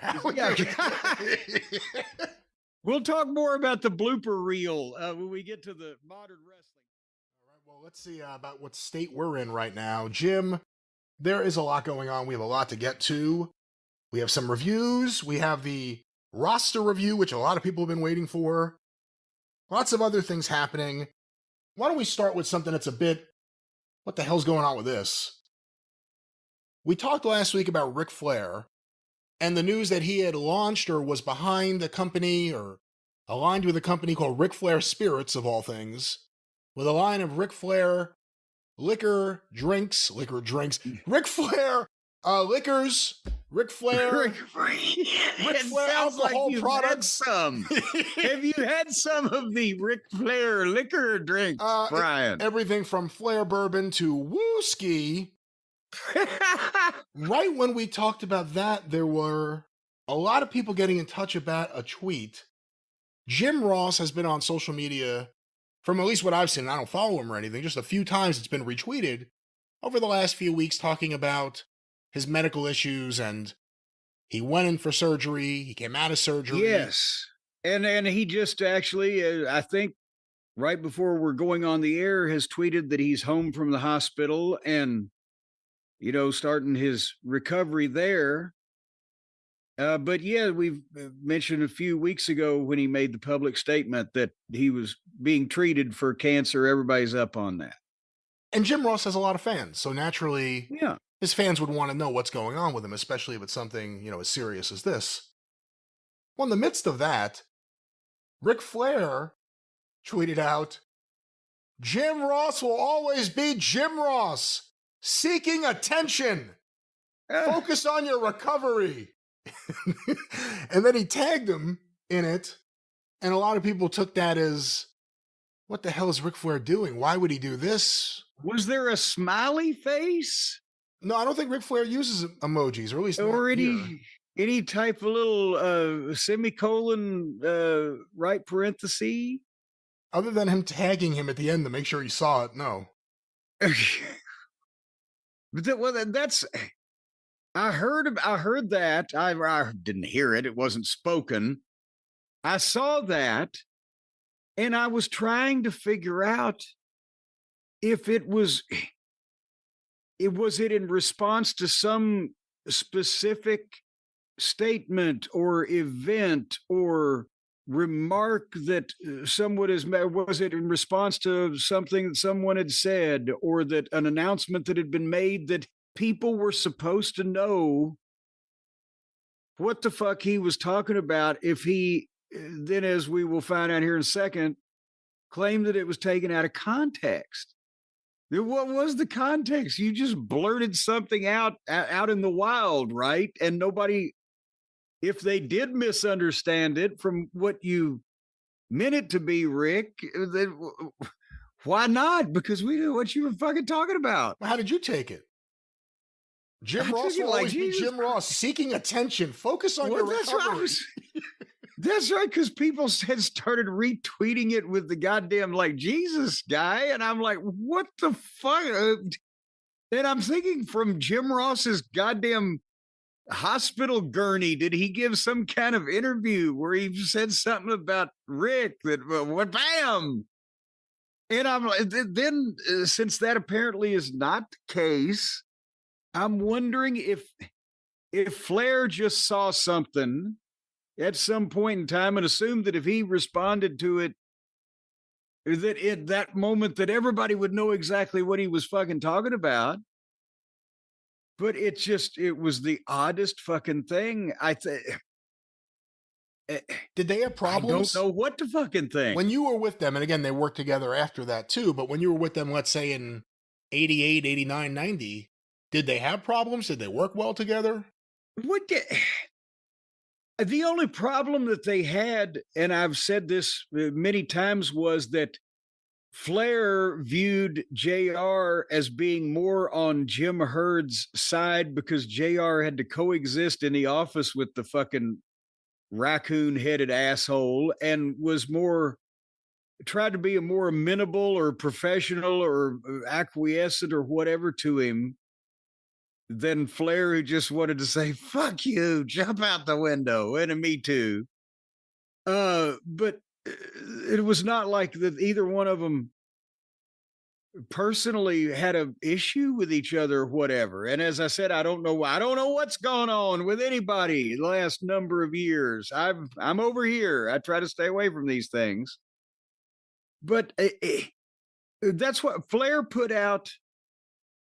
A follow-up tweet that said that he was in some way misunderstood or misrepresented or whatever. And if you read that, let's try to figure out how the fuck that is a thing that could be. And actually, there's two things here. I have the tweet, which I believe you're referencing. I also have a statement that he issued after that. So let's go to here. Here's the tweet. If you can't take a joke from a 76-year-old man, then you are living life too seriously. It was all harmless. Wait a minute. Should you also mention that you're saying that because every word is capitalized? Yeah, that's the rule. If it's capitalized, we yell it. That's the Russo rule when it comes to reading documents. Yes. Then you are living life too seriously. It was all harmless, lighthearted fun. Just trying to make people laugh and smile. What the? All those Jim Ross haters. He's trying to make laugh and smile. Hey, I heard Jim Ross had surgery for cancer. You know what? Let me go make a joke. You're seeking attention again.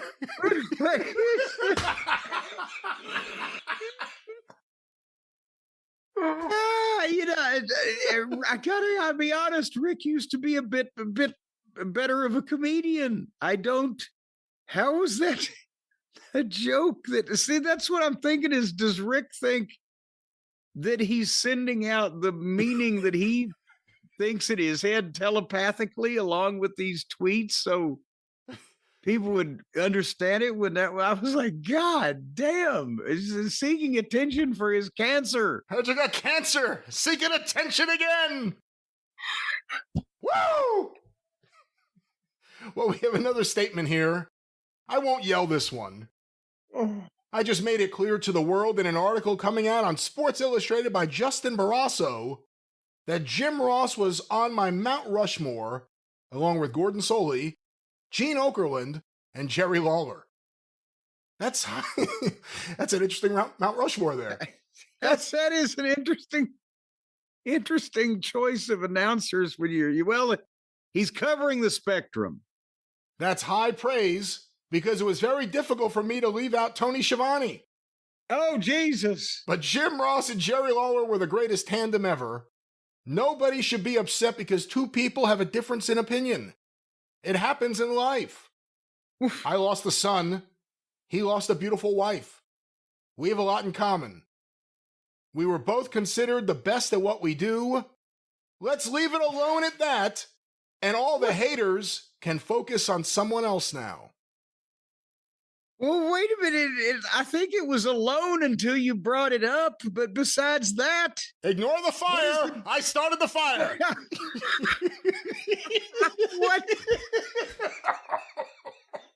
What was the difference of opinion? Or he said everybody has a difference of opinion. What, he was for cancer and JR is against it? He said he had cancer. I said that. He's looking for attention. He said, no, I have cancer. Woo!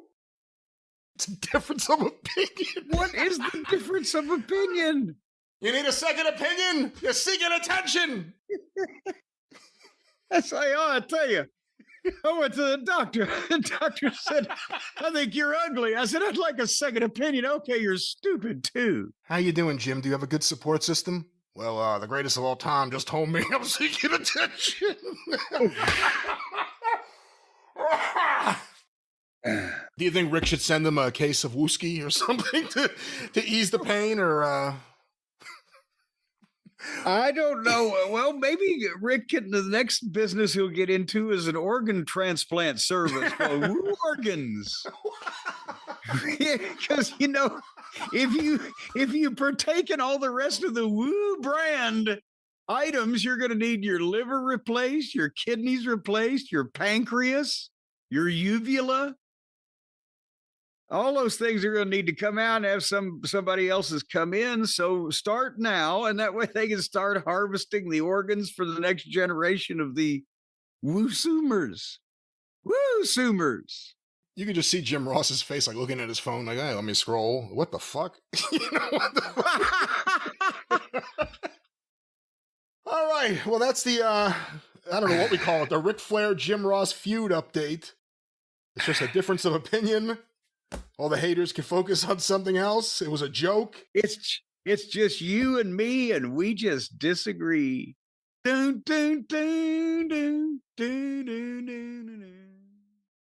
Speaking, Brian, of infotainment, what we examined on a previous show we did, what in the world that poor old Ric Flair may have been talking about when he put his foot in his mouth with the tweet to Jim Ross and trying to analyze what could have brought some statement like that on, or what the fuck was going on. And we weren't very successful in trying to figure out why he did it. But then he had already kind of apologized for it. But now you told me before we went on the air, he said something else, and I hadn't had time to read up on this. Yeah, this is a brief update just to finish the story that we told on the last show. A bunch of the listeners were sending this over. Ric Flair on Twitter, June 4th, 2025. I try to be nice to everybody. God only knows that I've spent more money on spilt liquor in 1 year than people have in a lifetime. What the? I tried to How be... is Wait a minute. If he was being nice to everybody, wouldn't he give that money to like hungry children or what? I mean, how does that one thing go with the other? I'm not sure, but start from the beginning. I didn't mean to interrupt, but I just. I try to be nice to everybody. God only knows that I've spent more money on spilt liquor in 1 year than people have in a lifetime. I tried being nice, and this is my last message to everyone. I've got more money than I've got time. Go F yourself, haters. No comment needed. Live with it. Actually, learn to love it. Get back to me again when you make $3 million a year at the age of 76. That's what famous gets. Famous all in caps. And by the way, I don't recognize anyone in this conversation who is famous. So Ric Flair apparently closing the book on this whole discussion of his behavior.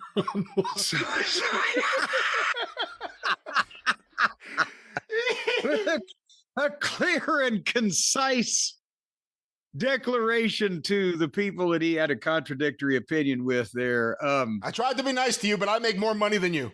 What? Yeah. And I spill more liquor than you. I spill more liquor. That's right.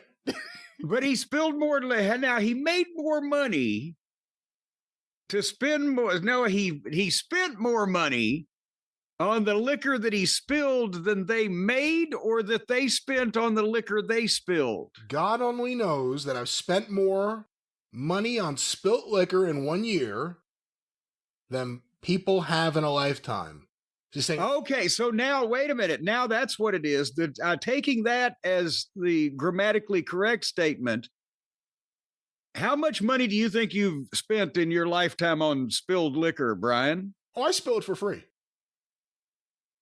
Oh, God damn it. I mean, just as okay, then how much do you think the average son of a bitch? You know, to be very honest with you, how often do you spill liquor? Yeah, that's the thing. I don't really have too many occasions where I just spilled drink. Oops, there goes my drink.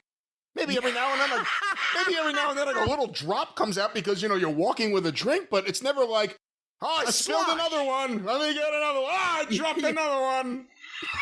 All over the rug. You slosh, Yeah. or you slosh. It wasn't me. It was the Egyptian. If you're walking back and forth in the bar, restaurant, nightclub, whatever, you may be a slosh. Every once in a while, there's a josh, or a joust, or a fucking elbow in the ribs, and you spill or whatever.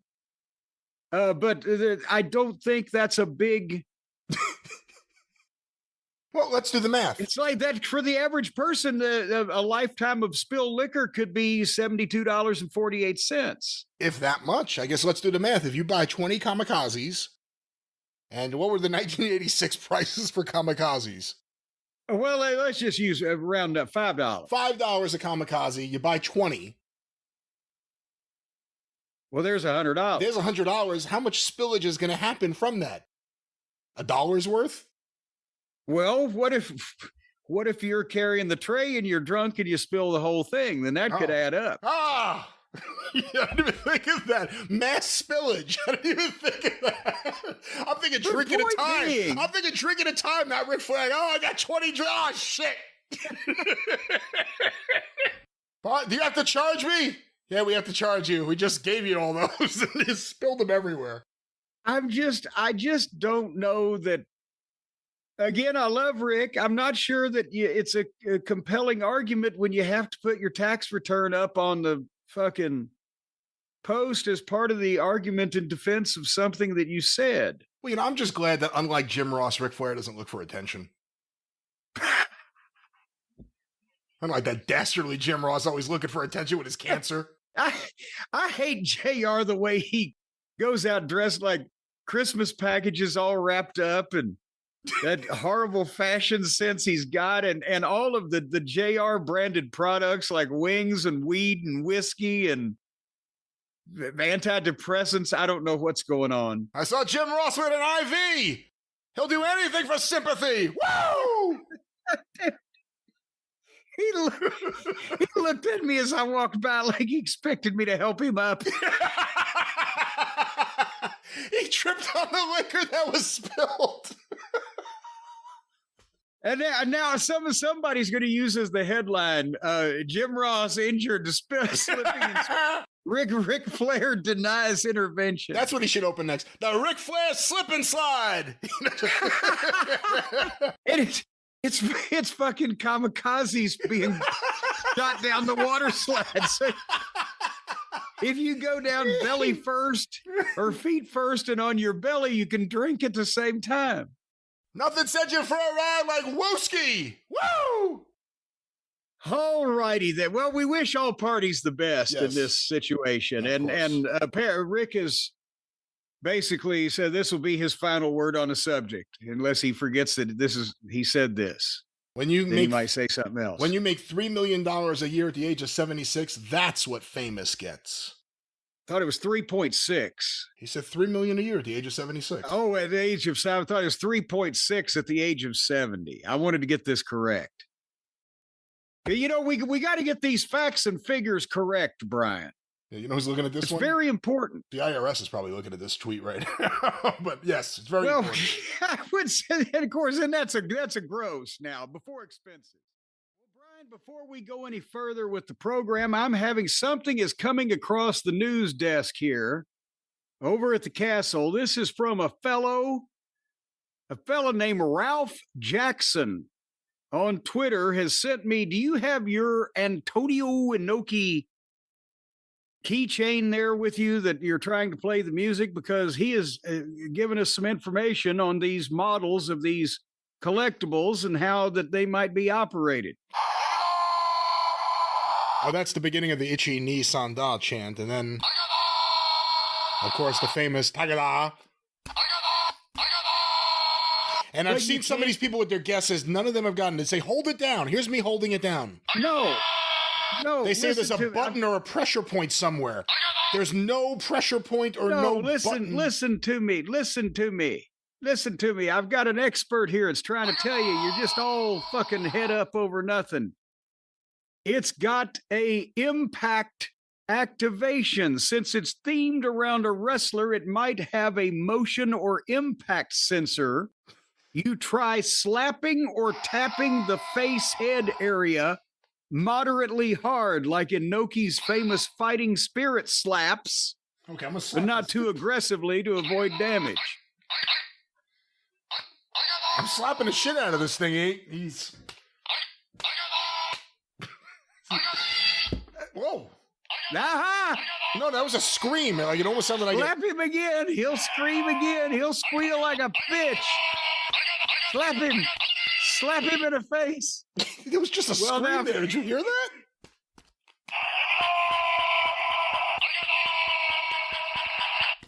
Yeah, no, nothing. It does. Just hit him. Kick him.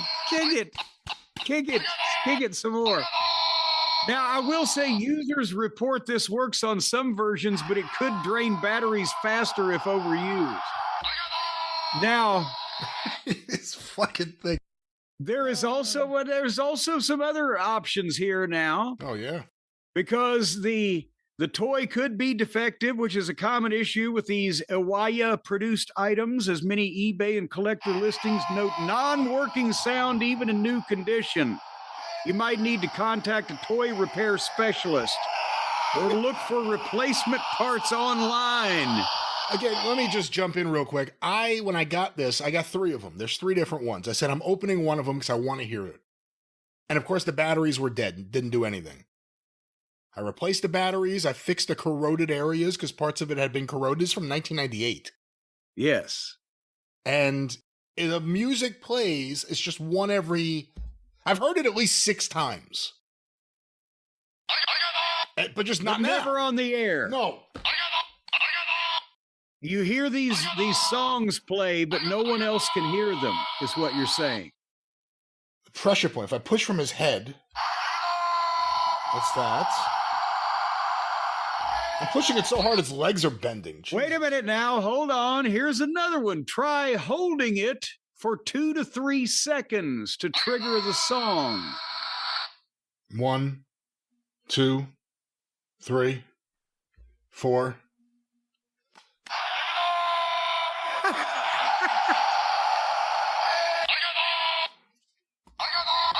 See, fuck it, goddamn. Now I'm debating, should I open one of the other ones? I was going to keep the other two closed. Do I need to open one of the other ones, fix the battery Yeah, ports? because they're Fabergé eggs, and if you open it, it'll ruin your children's retirement. I mean, I didn't think these Inoki things were going to be worth a lot of money. I just figured, why open it if I already have one open in a white robe? Because the one you got open doesn't work. Now I didn't know you had 3 of them. Now you're just wasting all our times. Me and Ralph Jackson over here. Do I give up on this one and open another one? Is that what you're suggesting? I think you ought to throw that one out the fucking window. Well, that's not going to Let happen. the lawnmowers run over it. That'll teach him. You've already slapped the shit out of it. Now, listen, the bottom thing that you push, it's the base of the bottom of this, and it feels like you could kind of like shift it up or down or left or right or press in the middle, but everything does the same I'm thing. not telling you what to do with Antonio Inoki's bottom. You can shove it or twist it or knead it or slap it or do whatever you need to do. All right, well, this is a great segment. The mystery continues. I was just trying to give you, I didn't mean for you to just go completely insane there. I just was trying to give you some information here. You might have been able to use in some reasonable fashion. Whoa. Can we? Sounded like it just jumped off a bridge there. Every few times it just screams now. That's a new one. It's because it's.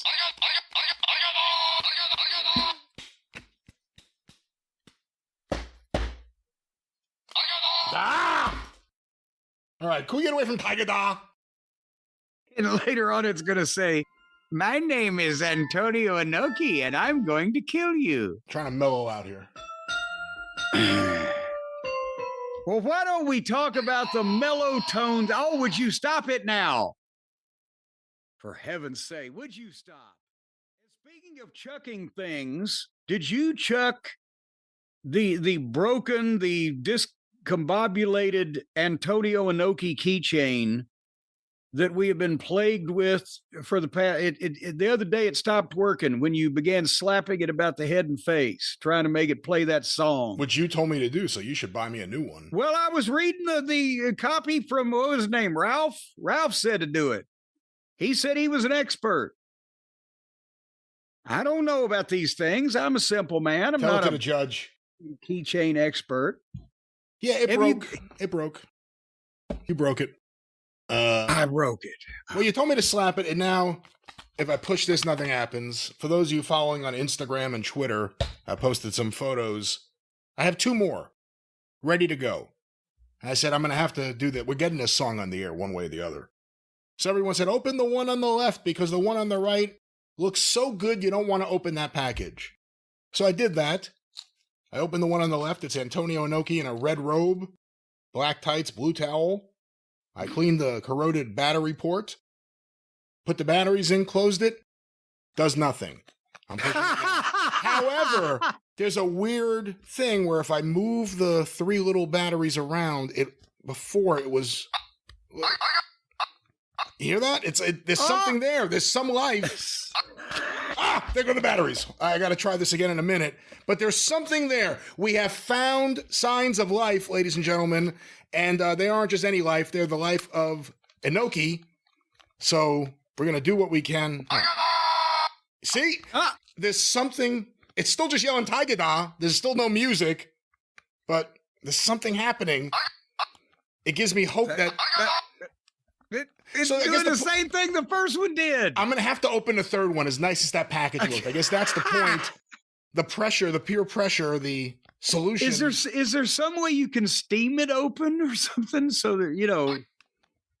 If anyone out there is a Japanese engineer who wants to work on the back end of one of these and take them apart and reconfigure it, this fucking thing, But look here, you blamed me. Now, here's what I was doing. And for the people who didn't hear this particular exchange. One worked and you told me to beat it up. That was great advice. I was reading information that was sent in by a guy who apparently knew a lot about this stuff. As I said, I think his name was Ralph, and I was reading it to you. Now, if some yahoo named Ralph wrote in to say, well, the best way to treat your